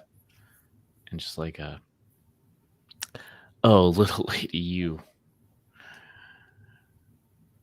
you're making promises you can't keep. I don't know what you're trying to get at, but them kids are mine unless you have a few hundred gold for me. And then she says, And I will say, so he takes a step back, and you maybe see behind him. Uh, Actually, let me reveal some more here. You see even further back a big mausoleum, like a coffin kind of thing. Not a mausoleum, a sarcophagus, right? Like a huge kind of like coffin, like a big stone heavy thing over it. Very similar to that where you met Xanth, I guess. There's a bunch of sarcophagi in there as well. But kind of Pip, you see um, behind him. You all remember Pip? Stonehill is kind of behind him. He's not like tied up or anything, but he's just, I guess maybe he's, let's say he's like right in front of this sarcophagus and just kind of staring out. Can't tell if he's happy or sad or what, but Barlow's kind of walking backwards toward them, or at least toward Pip, I should say. But you can at least see one of the two children. Right. The main part of that. And And Elspar's kind of struggling to get up right now. He's a bigger man, and he's also very injured. Yeah, and I think she's still pointed her dagger at Elspar, and she's like, keeps giving him this like no nod with her eyebrows raised and saying, not nodding no. And she's like, I told you, stay down. I don't want to hurt anyone. And she, doesn't say it like, not yells, but just kind of like speaks up towards to where Pip is. And she's like, Pip, are you okay? Did he hurt you? Did he hurt your sister? Well, it's not a sister, but his friend. Did he hurt your friend? What's her name again? Nilsa. Did he hurt Nilsa? Has any harm come to either one of you? I'm here. I'm here to save you.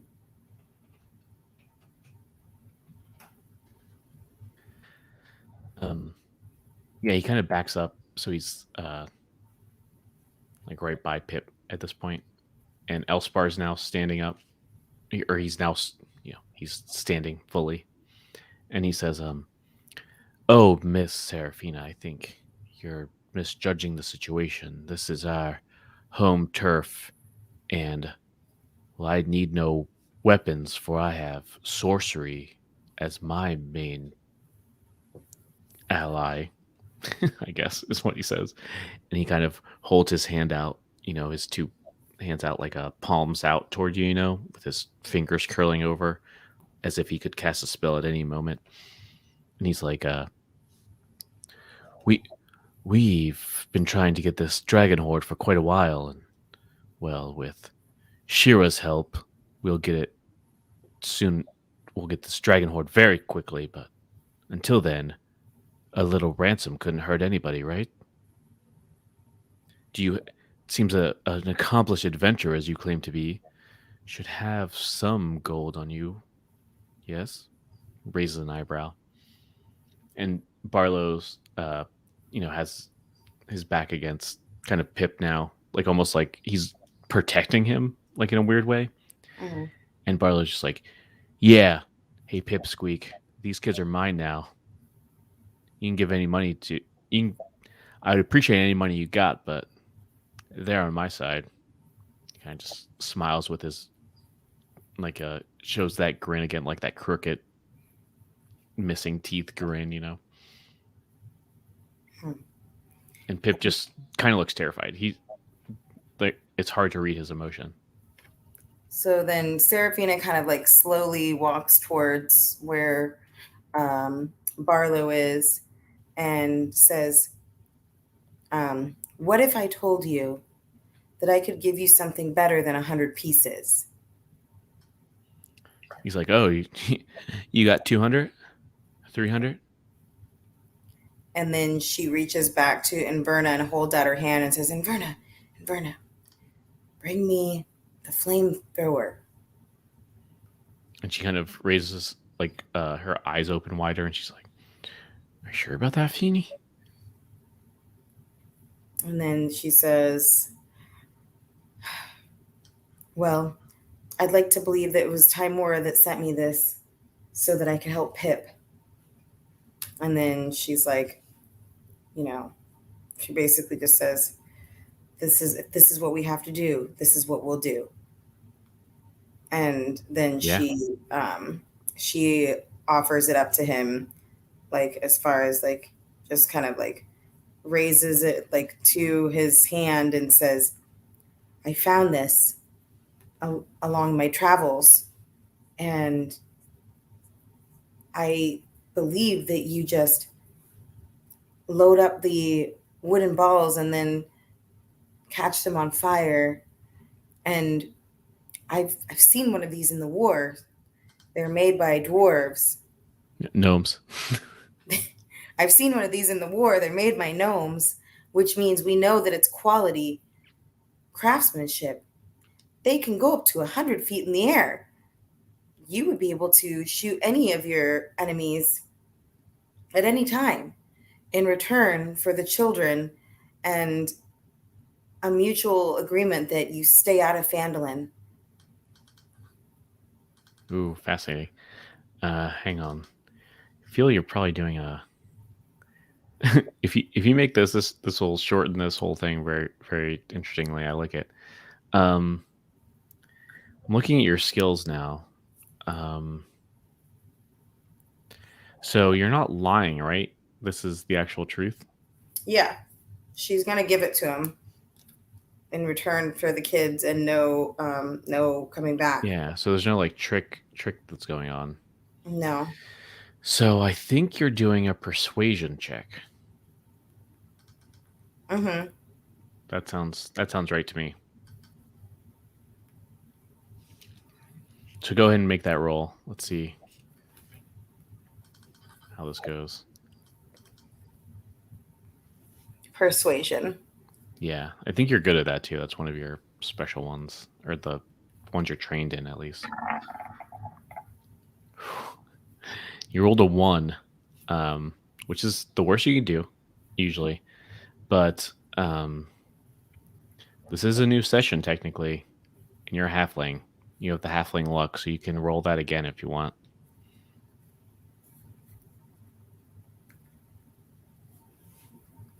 You also have the option of taking the 1 if you want that too. I'm You can only good. do this 1 per session. Oh. It's so crazy. This you did that at the end of last session. You rolled a 1, and then what is this? An 8, both times. Like that's so wild. If you can see in the chat, like your rolls before, Mm-hmm. very wild. Anyway, so you rolled a 14 total. Your new roll. Okay. I'm looking at these tables I gave for these Stone Cold Reavers before this. I think Barlow just laughs at that. You hand it to him, I think, right? You said? Mm-hmm. He kind of just laughs like, I don't care about this. I could care gnome trinkets.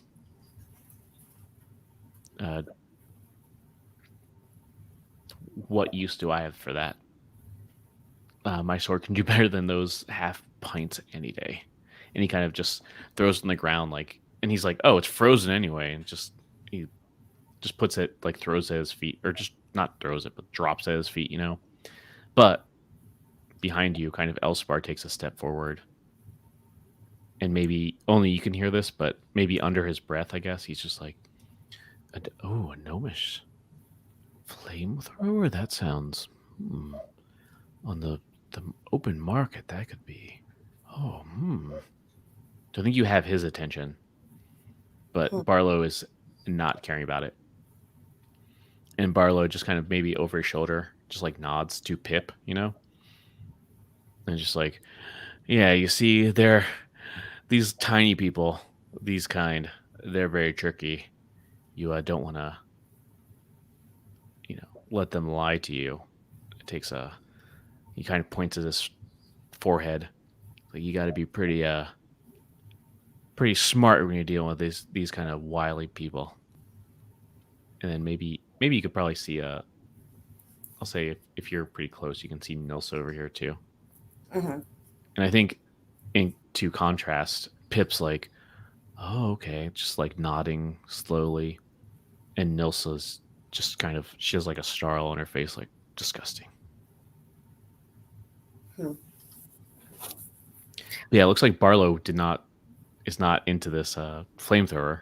Although Elspar, you might have convinced him a little bit, but I don't know.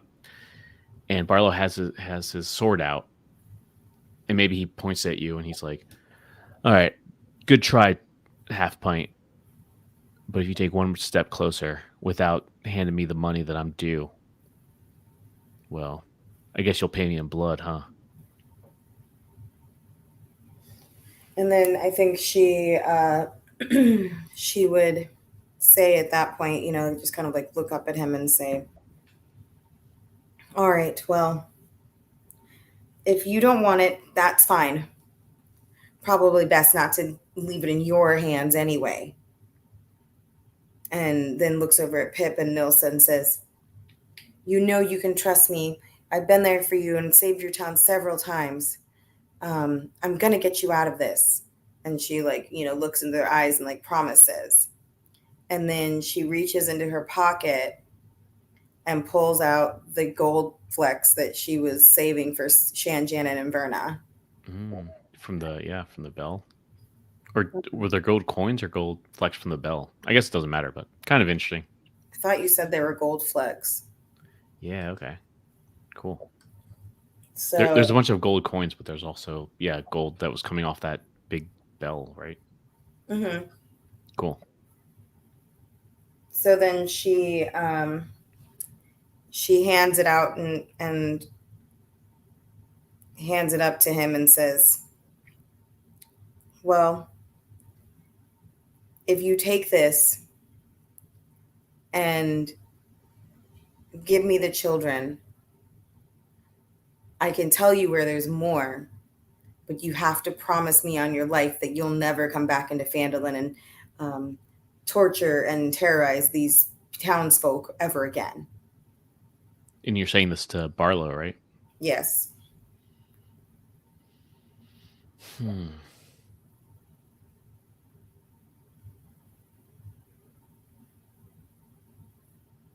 Interesting. Yeah, I think um he takes that and pockets it. I'm gonna give you another persuasion roll if you want. I will tell you you're not really persuading Barlow, but you can make another one. I'm not. No, there might be someone else here that you're persuading more than Barlow.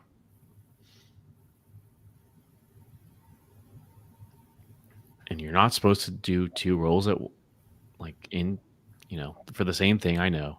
Anyone watching this yelling at me about the rules, but no, I'll give you another persuasion if you want to roll it. Okay. All right. So here we go.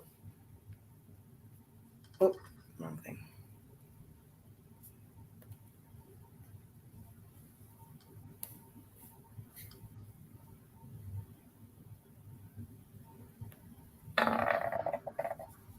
Awesome. Okay. I was looking to see if you get over 20, and you did. So, yeah, I think Barlow just takes that and pockets it and does this crooked grin again. It's like, that's a good down payment. But I guess they're going to be my. I guess I'll keep my wards until you do the rest. And kind of Elspar comes up behind you. And actually, probably Inverna is just like, Serafina? Or no, she says, Feeny? And, he's not very quiet anyway, so it's not like you were surprised by this, but Elspar kind of comes up behind you and says, and he's still like bloody and bleeding and stuff. And he's like, and you said more where that came from? And I think Barlow's just like, "Shut up, Fatso. We're not talking to you. Shear's upstairs somewhere, so I'm the leader at this point." And Elspar just puts his hand up just to, as if he's like ignoring him, just blocking him out, and just like, go ahead, my friend, to you. And she turns around very quickly, kind of like almost startled, but Yeah, these two are like on opposite sides of you. They're like very intimidatingly flanking you at this point. yeah. And I think she would literally just be like, I think she would look up at him and say, "The deal was not for you, Elspar." And then she says, "The deal was between me and Barlow for the children. If you want to find the gold flecks, you can go find them on your own." And then she goes back to Barlow and says, "Pip, Nilsa, this way. This way. Come with me. It's time to go. We need to get you back to safety." Okay. I think Nilsa maybe tries to go past him, and he just pushes her down. Nilsa just pushes her away, and it's like, get back to where you're supposed to be. Or what would he say? What's a more offensive thing to say? Like,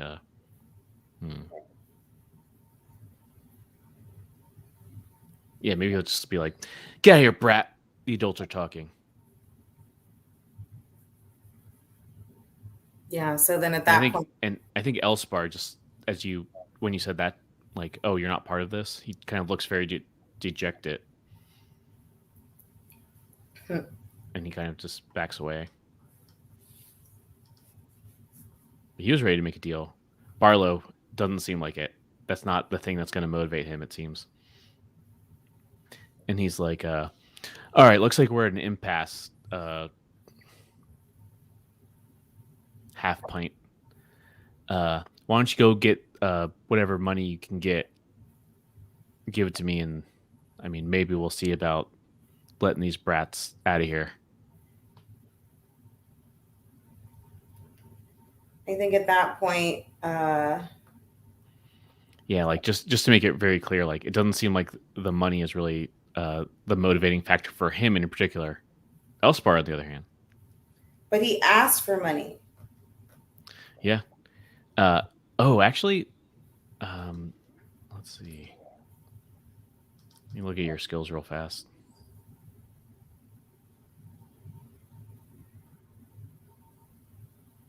Can you roll an insight as well? That should be one of your skills, I believe. Mm-hmm.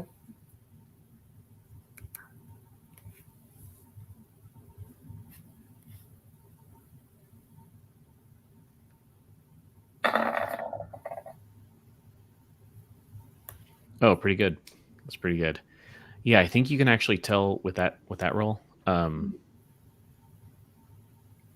he's just like an asshole. You actually you tell me like what about him tells you this after I tell you what you find out. But yeah, you can kind of tell he's probably lying about this whole thing. If you give him like 1 million gold pieces, he's just going to keep these kids and like try to corrupt them or like hurt them. He's just like kind of awful. Like he just wants to hurt people, and he wants opportunities to hurt people. Maybe. Yeah. So you're probably about to answer this, but just in case, what do you like? What memory or how do you think you pick that up? That he's just like, oh, he's just a sadist. He's not gonna make this deal. He never intended to make this deal. Maybe it's that point where the insight she gets the insight, and she looks and she notices that he's wearing like a really thick leather belt with like really sharp spikes on it. And the belt is behind him. She notices that there's like a big metal like iron chain, and the chains are like falling down to the floor. And then she follows the chains and sees that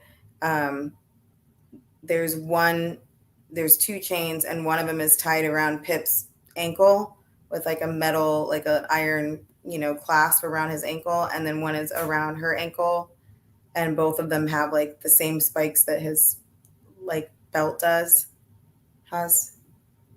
That's terrifying. Yeah, absolutely. So, yeah, he's like attached to these kids. Like, there's no way to get them out, or unless you like, make him get rid of this belt, is what you're saying, right? Right. Yeah, that's horrifying. I love it. Like, what an awful person.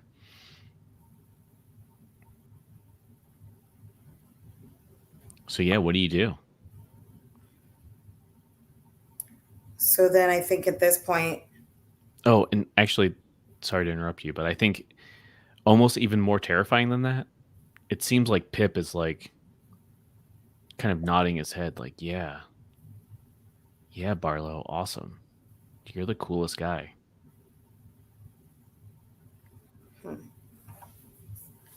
so then maybe at that point, Serafina looks back at Inverna and Shanjan, and she sort of motions with her eyes to look at the belt that's around him, Mm-hmm. and then says, well, it doesn't seem like you want to play fair, Barlow. So I guess there's nothing I can do but to take these children away from you.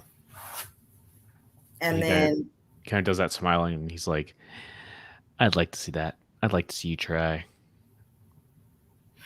and she's like, oh, you think that I'm intimidated by you? I think that you're making a mistake not being intimidated by me. And then she maybe grabs her rapier Mm-hmm. and takes a step forward and tries to like slash the leather belt off of his hip. Oh, fascinating. Yeah, so I guess we're going into combat then. Well, I mean, everyone was prepared for this, but I feel like you've made a good argument that you're kind of surprising him in this situation, right? So, do you remember how to roll initiative? Uh,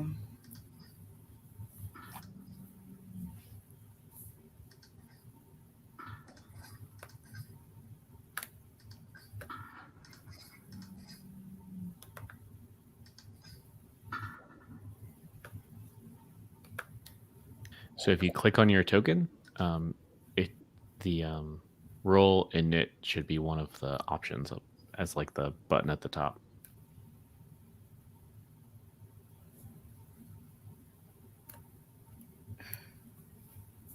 oh, rolling it. Sorry. I just saw it. Oh no, you're fine. You're gonna get to do this thing first anyway because you kind of are surprising everybody. But for future rounds, oh my gosh, you also won that anyway. Okay, let me order these. Yeah. All right. So yeah, go ahead and move your little token up one, and then are you trying to? I mean, you can attack him if you want, or interesting. You're trying to kind of almost disarm him, I guess, right? Yeah. That's a. I wonder what the rules are for that. Let's find out.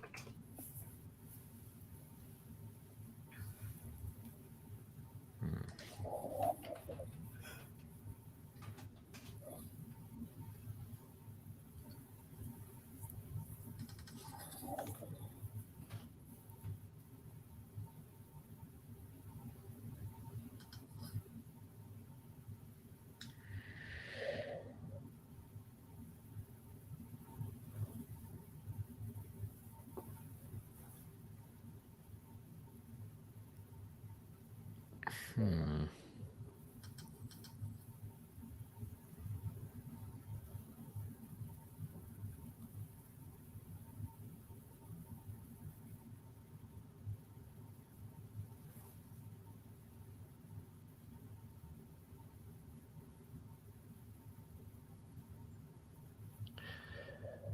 Okay, so I think he's protecting that belt, so it's just going to be like a regular kind of attack. And you're going to have to do a certain number of hit points before you can get to his belt, is basically what they're telling me. So, I mean, yeah, you definitely get this free attack because you um, kind of struck first, you know?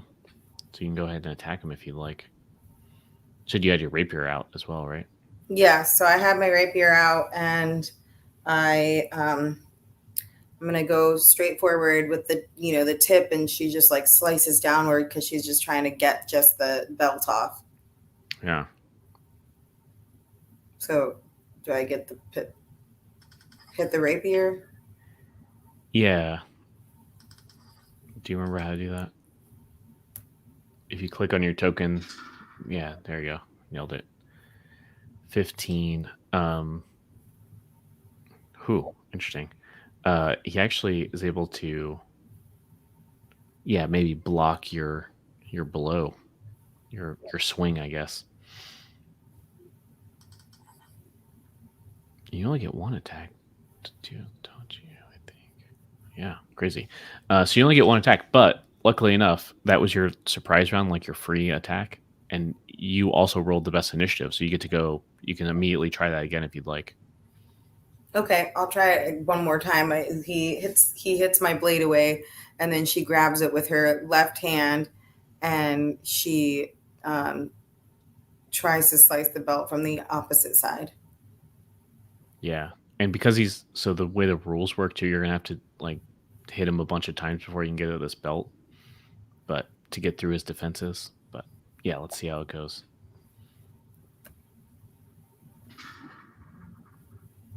Oh no, a 12. That's even worse. I will say you can attack with your dagger too, like as a offhand thing. You know, you're using your rapier in one hand, and your offhand is you can dagger him as well. I think I have that programmed in as a button as well, right? Yeah, dagger bonus action. Okay. That's even harder to hit, but I mean, you still get the option. Okay.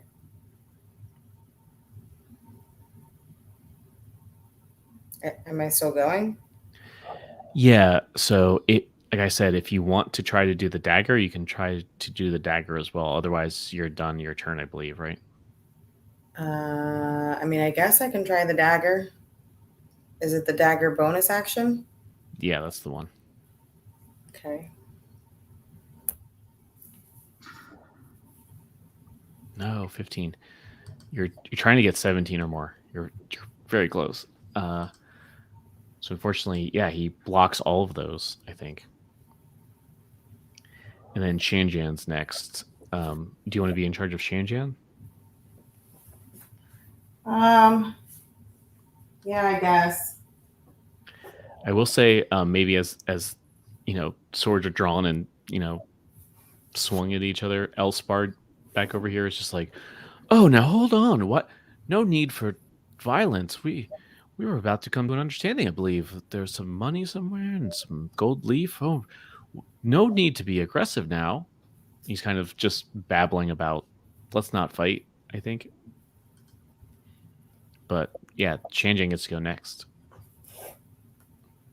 I think Shanjan kind of walks away and says to Elspar, "Step aside, senior gentleman. I am a pacifist, but unfortunately, when given, uh, when Barlow turned down Seraphina's offer, now we must resort to what Timora calls a unfortunate fortune." And then he runs over to Barlow and maybe I guess I don't Oh know. well, do you see the map here? Yeah. Yes. Yeah, it's going to be hard for him to get to Barlow unless he does he has that spell, like the fire spell, right? That he can go.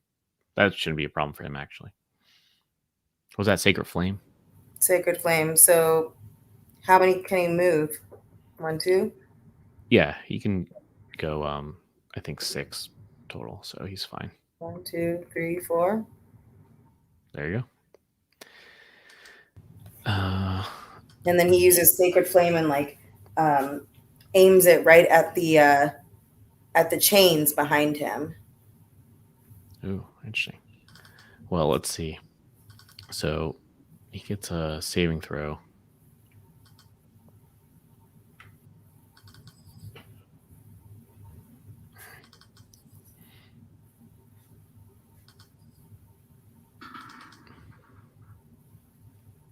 Oh my gosh, he exactly makes it. He needed a 15. He got it. Was I supposed to hit the sacred flame thing, or you just hit the dexterity? No, because it's like a spell that he gets a chance to dodge. Only if he failed his dodge roll, which he just got. He needed a 15. He got it exactly. Barlow, that is. Wait, you did Barlow? Sure did, yeah. I thought I was supposed to hit sacred flame. No, you don't have to unless you actually hit, but you didn't. He was able to dodge out of the way. Oh. Yeah. So I think Elspar back over here. It's his turn now. And I guess everyone ran by him except for Inverna. So he's loud. I mean, he's talking to everybody, but he's theoretically aiming at Inverna mostly. He's like, I don't understand the problem here. That he does a stage whisper, like that Barlow is an insane person. I wouldn't even try to negotiate with him. Although me, I'm much more reasonable, and if you know how to get to that dragon's hoard, well, I don't see why I couldn't help you. These children, I mean, surely I can talk to Barlow if we make some sort of arrangement. No need to spill. Looks down at his blood-stained shirt. More blood over this, and he's just kind of babbling for his entire turn. And then it's Inferna's turn. Do you want to control her too? No, you can do it. Okay. Yeah, what do you think she would do? I guess as far as she's concerned, she's ignoring this kind of coward behind her, and maybe she just like raised an eyebrow and she's like, "Yeah, sure, Spud," and then takes out her bow and arrow and aims at Barlow.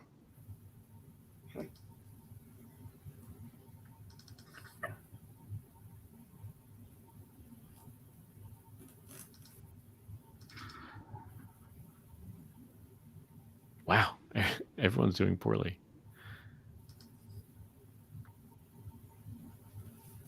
Oh, but does she get 2 attacks? I think she actually does. Yeah, everyone's like just past the threshold where they get multiple attacks now. Yeah, she does. Okay.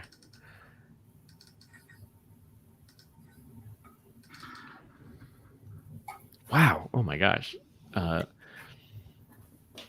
So she shoots like a few arrows, like whizzing kind of past you. But all 3 of you have trained well enough that you're able, like, it's not a problem for you. But Barlow also kind of expertly dodges these, or maybe one bounces off of his. I guess he's probably wearing like furs and cold weather kind of stuff too. So maybe one just goes into his fur, but you can tell that it didn't actually get into his stuff at all, his actual body. And now it's his turn. He rolled the poorest one of everybody, but he kind of just does the biggest smile he's done so far. He's been smiling creepily this entire encounter, or this exchange, I guess. And he's like, yeah, finally I get to do what I do best. And he's swinging his sword at you.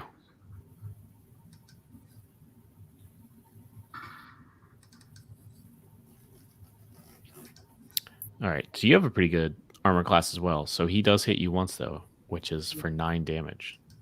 Okay. I'll take that off for you. Thanks. So yeah, you kind of have a sword fight go on for a little bit, like a couple seconds, and he does actually get you. Where does he get you, do you think? It does 9 damage, so not like a fatal blow at all, but maybe he just like cuts like my shoulder or something. Yeah, he like just barely gets you. Yeah. But you block off the rest of them. or fend Yeah. off the rest or whatever. Yeah, I like block it with my arm, and he gets just a scratch on my shoulder. I think from behind you, Elspar's like, Barlow, no, please don't damage her. We can still negotiate. And then it's your turn. But it seems like negotiations have broken down from everyone except Elspar's perspective. Yeah, I don't really know if I want to try to negotiate with him or not, because like, how do I know that Barlow's going to get rid of the kids? Exactly, yeah. So then maybe Serafina.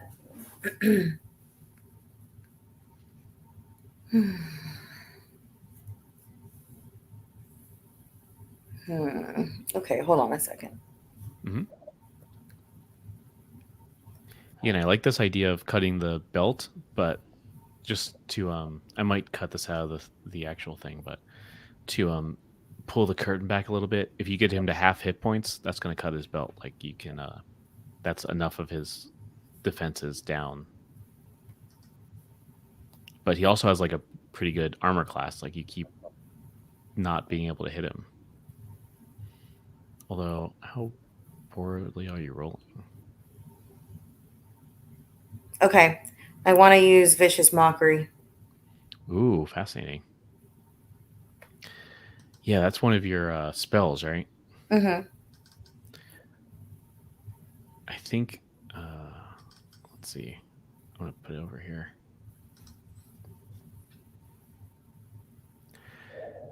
So, a creature you can see that can hear you within range. You unleash a string of insults laced with subtle enchantments at a creature within range.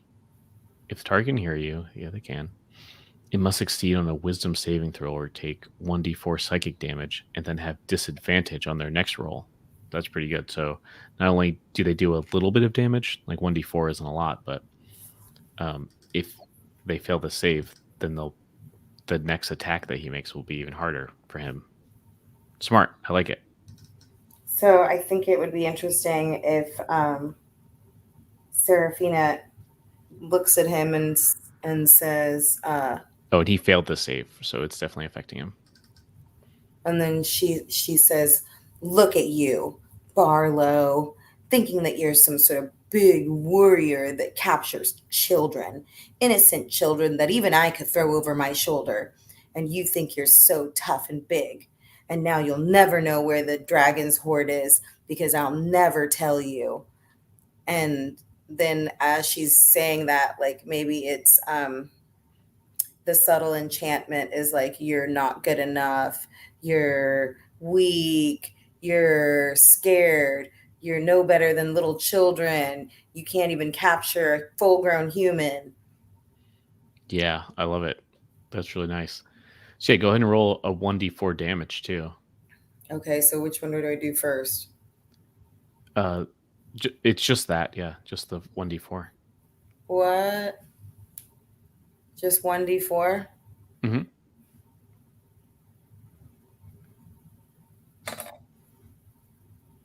Nice. Maximum damage. Oh my gosh, I did 74. I wasn't supposed to hit the vicious mockery thing, or? No, I did that. Oh. So I could read it, yeah. And he failed to save, so he took the 1d4 damage, which he rolled maximum, and then the next rolls he makes are at disadvantage. So it's going to be harder for him to hit. So that's good because he's questioning his own being. That's nice. You didn't want to move or anything, did you? Yeah, I'm gonna move out of Shanjan's way. Yeah, and actually, I found out something very important before we started the game. This could be, you could use this now. You can take your movement back. You can actually move through enemy spaces because you're so small. So if you wanted to get behind him, like move past him, you're able to do that. Although he gets like a free attack still, but usually if you're, the normal size person, a human sized person, I guess, you wouldn't be able to do this, but you can because you've got nimbleness or whatever. So he'll get a free attack on you, but it wouldn't even have been an option otherwise. So are you okay with that? No, I don't really want him to have a free attack on me. I guess actually, if you move out of his thing, he'll get an attack either way. But he does have a disadvantage on it, so he's less likely to hit you. All right, I guess. Just depends on where you want to go. I don't know. Just trying to give you options. So there's where I'm at, and then Shanjan's gonna approach him. Okay. All right. Let me see if he actually hits you or not. It's pretty unlikely, but you never know, right? Mm-hmm. Oh my gosh. So he takes the worst of these two rolls, which were both good. So he does actually hit you. Great, he hits me. Yeah, for 7. That's not the worst. Still worth it. So you're over here, and all your friends have a better, option here. So yeah, it's up to Shanjian now.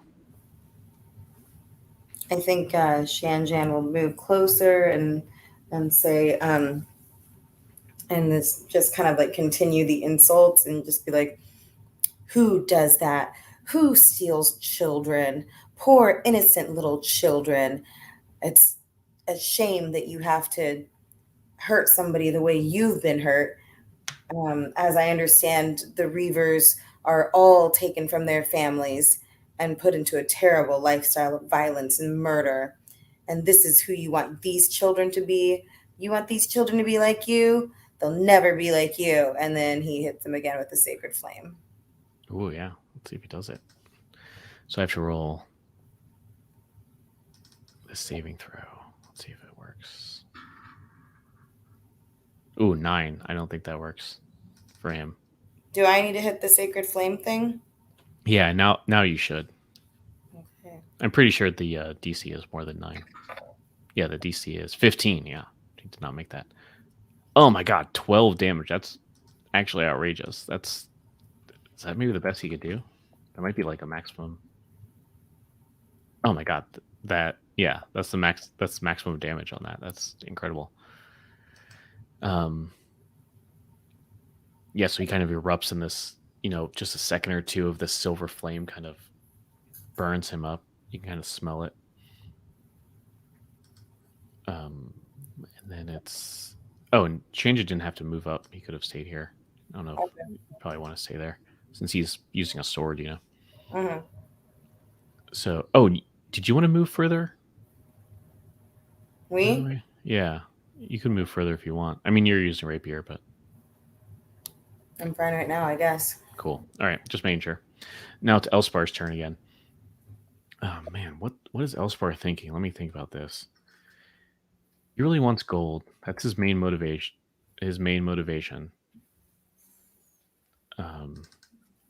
He does not like getting hurt or being in fights if he can help it. He's also a coward.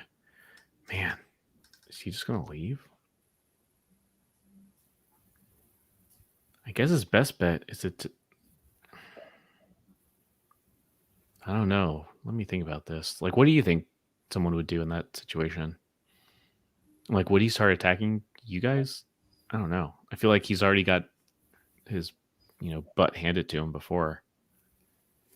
I feel like if anything, he might try to run away. Yeah. And find the gold himself. Yeah, I think that's true. He kind of just sneaks away.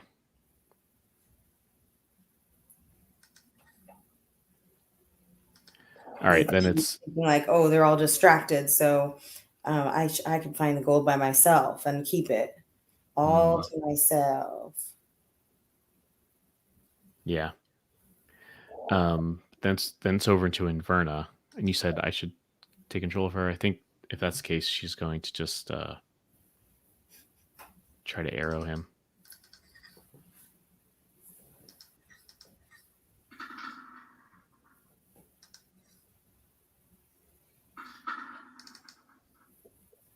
Oh, incredible. She got a critical hit there on one of her 2 attacks. Barlow's having a rough time. Let's think about this. You take...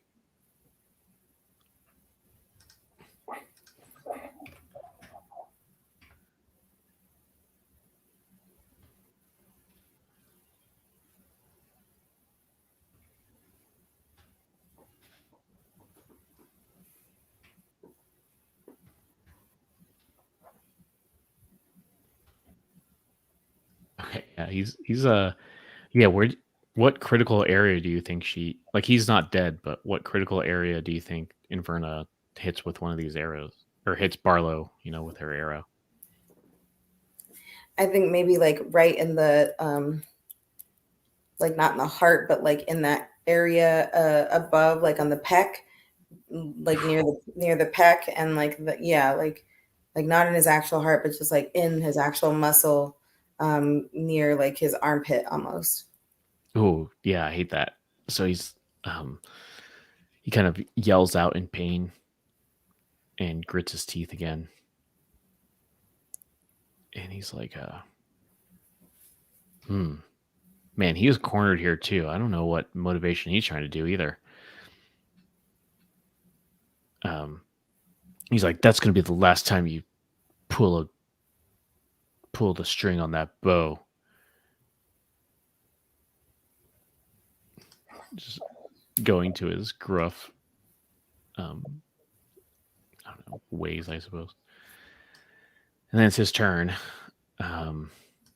I guess he's got to attack you. You're the only one within, range of him still.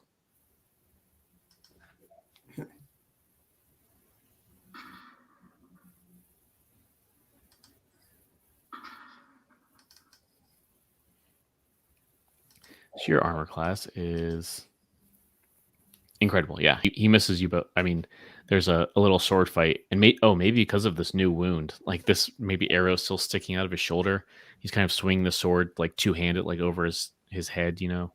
and you're just, at least for now, it's very easy to just step aside, and he's like not even getting close. He's almost getting like tired out, and maybe he kind of notices this and just kind of grits his teeth and just like, all right, little pipsqueaks, time to get out of here. He kind of starts going over here. And he's kind of blocked in. I don't think he can get past Shanjan. Um, I think he's going to try to. He's starting to try and push him away, but Shanjan's, he's not the best soldier, but he is a soldier, and he's not letting him through. And sort of Nilsa and Pip are kind of dragged behind him on these chain planks, I guess. Mhm. And now it's back to you. Okay, so I think at this point she, um, seeing that he's trying to run away and like out of here, I think she's gonna come over and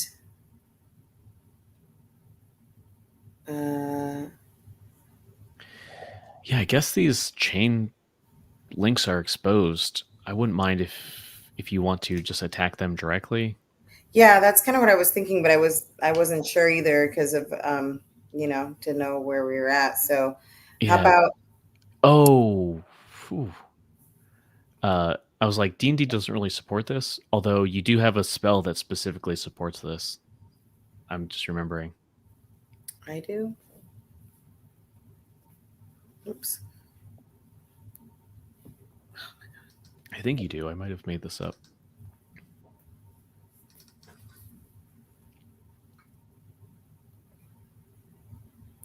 Let me see here.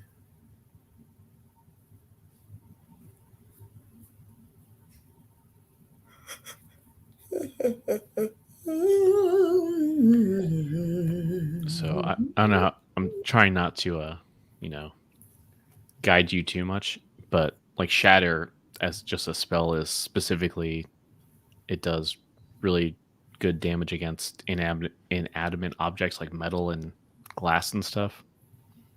Yeah, I'm reading it right now. Okay, yeah. So you're on the same page then. But it's a sudden loud ringing noise. Like, is that gonna? Yeah, so here's a choice you have to make, right? I will definitely let you, if you cast shatter, I don't care how much damage it is. I will, like, it makes sense to me that the spell is going to sever these chains, but that will absolutely wake this dragon too. That's the cost of this spell. Okay. So maybe knowing that she wants to still keep it a surprise. So as he's walking the other way and the kids are being dragged along, she goes over and sets her foot squarely down on the two chains and like just holds him right there, and then takes her, I guess, rapier, and brings it down really swiftly, like on the chains itself, and tries to like cut through them or break them. Yeah, that's gonna be hard, but let's see. Let me see how much chains it takes to get rid of them.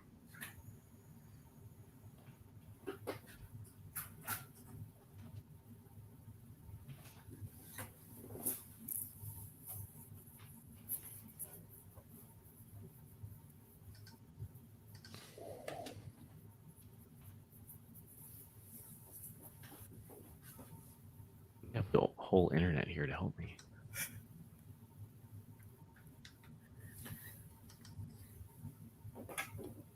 Oh, okay, interesting. That's not too bad. So yeah, give it a shot. You don't have to roll an attack, but I mean, I guess just roll the attack but you're going to automatically hit. Roll the rapier. Yeah, and this will just tell us the damage.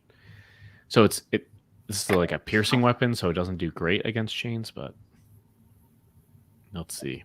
Oh, okay, yeah, 10's what you need it. So you sever one of these chain things. Who is freed, Nilsa or Pip? Let's free Pip because I'm more worried about him right now. Yep, fair. So Nilsa's still attached. Yeah. And that's your action. So unless you have a bonus action, I guess you're done, right? Yeah. You can inspire somebody as a bonus action. I can- always forget to remind you that. I'm going to inspire Shanjan. Yeah, that's fair. So he can use an additional D8 if he needs to. Okay. It'll be, a little fiery inspiration symbol. Sure. And it's actually his turn. So what's he up to? I think at this point, seeing that one of the chains has been broken, he looks at it, and I think he wants to take his staff and like punch him in the stomach with it. Yeah, attack him with the staff. Yeah. Yeah, I will say he's probably going to be able to break through this, bulwark that Shanjan has set up. Although, if you knock him out now, that'll put an end to that. And he does look very beat up. Like Serafina in particular has like stabbed him a few times. Shanjan did that fire to him. He's got that arrow sticking out of his thing, so he's not doing great. But yeah, let's. Do you know how to do a staff attack for him? Yeah, I just hit the staff button, right? Yep. You got it. Ooh, a 6, although he's inspired. So let me roll this additional. I think it's a D8 because you're pretty high level. 2, oh my gosh. Yeah, 8 still doesn't do it. So 6 plus 2 is 8. So yeah, he actually still missed him. So maybe he hits him, but it just goes into his armor. Or his armor absorbs it, is a better way to say that.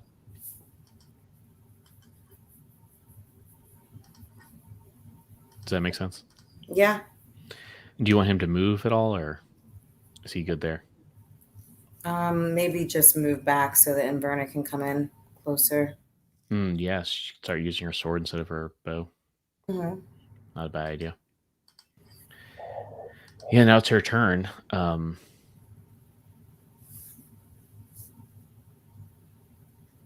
let's see. The implication was for her to like rush in. Yeah. Yeah, okay, she'll do that then.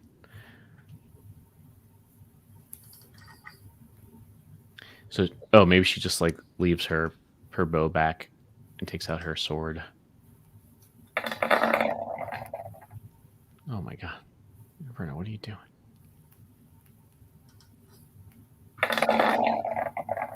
Oh, whoops. I did that 3 times. only going to take the first two. So, okay, yeah, she does actually end up hitting him for a little bit, for sure.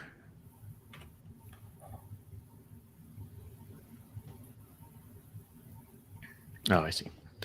Yeah, he is not doing well at all. He gets like, or you can describe this. He gets stabbed again. He's not dead, but she gets him good.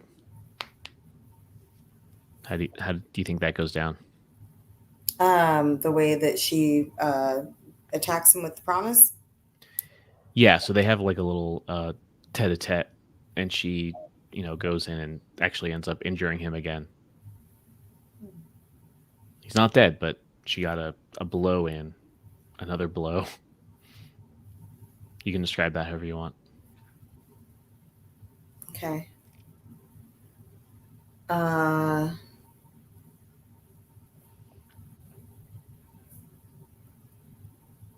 So maybe she runs up to him and she says, "The only thing I hate."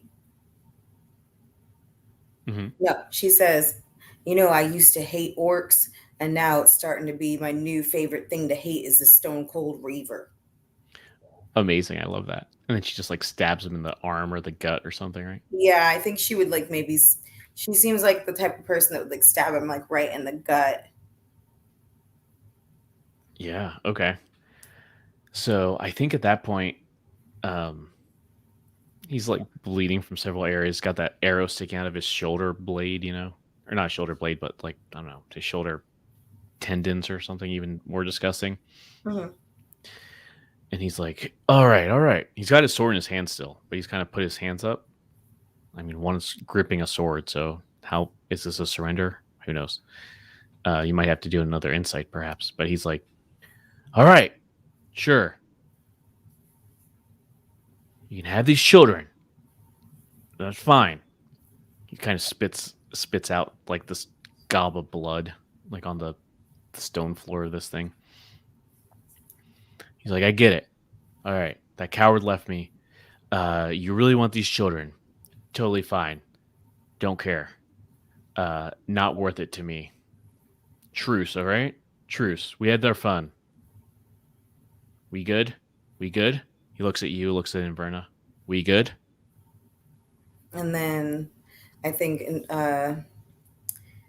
Feeny would say, not until you break the chains off Nilsa, and then we'll all just slowly back away until you leave." And he kind of looks down at his belt and he's like, all right, sounds good to me. As long as you let me out of here. And then, so I think Serafina would probably take a step back away from him towards Nilsa, like run. I think she'd probably run towards Nilsa and like grab Pip by the hand so that the three of them can all be together.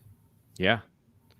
Yeah. And then if you let him, I guess maybe Inverna is like, has her sword out, watching him very closely. And he kind of slowly undoes these chains from his belt and drops him down, or the one remaining chain, I guess. He's like, all right, we're square, right? We're all square. No problems. And not doing anything weird, right? Serafina says, "Don't show your face in Phandalin again, or who protects these children." And he's like, hey, don't worry about it. And then she backs away and says, "I'm really sorry, Mr. Barlow. I wish it didn't have to be this way." But and maybe under his breath, like, yeah, you and me both. And she said, "But deal's a deal. You got your gold flex. Now go." Yeah, and I think maybe Inverna like raises an eyebrow to you, like, "Oh, you okay with this?" And if you like, maybe you two nod to each other, and she kind of backs away. And Shanjian does as well. He kind of goes over here, and then he kind of stops walking and looks over to the side of the wall, and there's like this little like rope that's hanging from the ceiling, like I guess like maybe like a chain, like a small chain, unlike the chains he kept these children under. And yeah, like the way is totally free and clear to him, but he looks up at this chain that's like going into the ceiling, like maybe a hole from the ceiling, and he's like looks down at his wounds and stuff and just like, yeah, I'm kind of getting up there. He's not even looking back at you. Just kind of talking off into the distance, like he's staring up at the stairs that he can very easily just walk up and be free, but he's kind of waiting here and just like, yeah, getting kind of up there in age. Don't know if these brand new wounds you ladies, and he looks at Shanjan, you ladies gave to me are gonna heal properly. Might be the end of, well, my mercenary days, I guess. Don't know if these little I don't know. What's a good name for this? These gold scraps are really going to do much for me either. But I've always wanted to see someone get eaten by a dragon. And he kind of grabs this chain and just pulls it as hard as he can. And you hear this like ringing, this bell ringing, like kind of go echo through the entire cavern or this entire castle. And he kind of pulls up and does it again. And kind of Inverna, I think. Yeah, she probably just stabs him.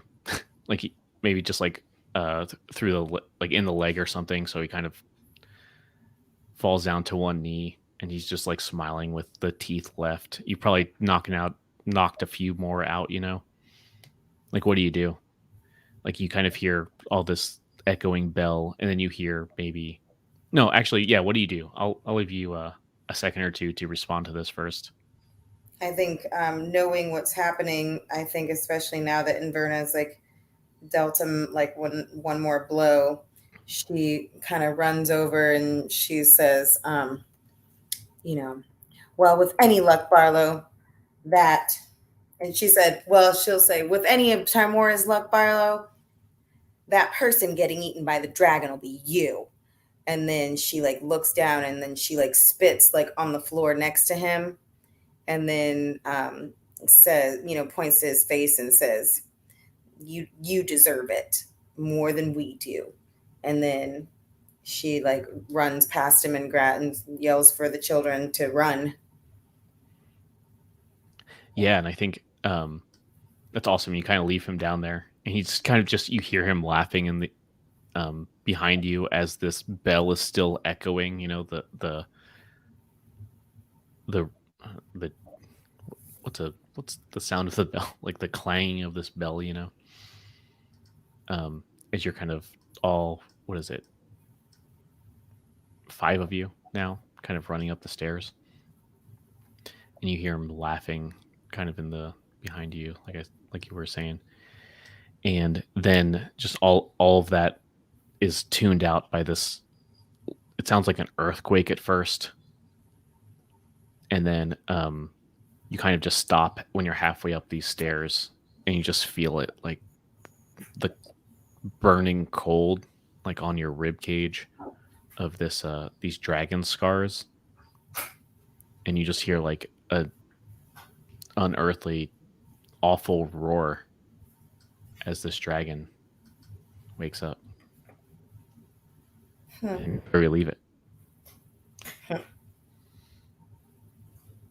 you want to play us out? Yeah. Next one's going to be a finale. You ready for this? Yes. No.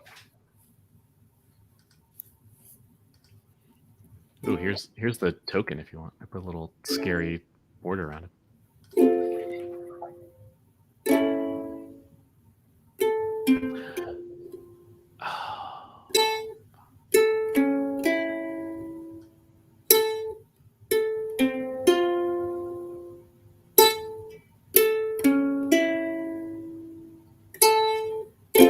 The chains that hold the children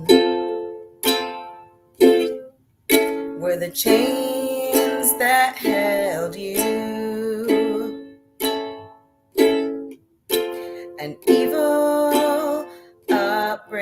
dragon made a monster out of you. You're stone cold. You're stone cold. You're stone cold. Like a dragon. The chains that bind the children. We cannot trust you with anything. You're not a man. You're a dragon at heart. You are cold. You're a monster and you're mean. The stone cold reavers will be dead. You never thought about that, did you, when you pulled that bell? That the dragon's gonna eat your head. We don't know. We don't know where the dragon's gonna go. But I've got friends on my side, and you'll be alone when you die. Love it. That was pretty rough for Barlow. That was good burn. All right.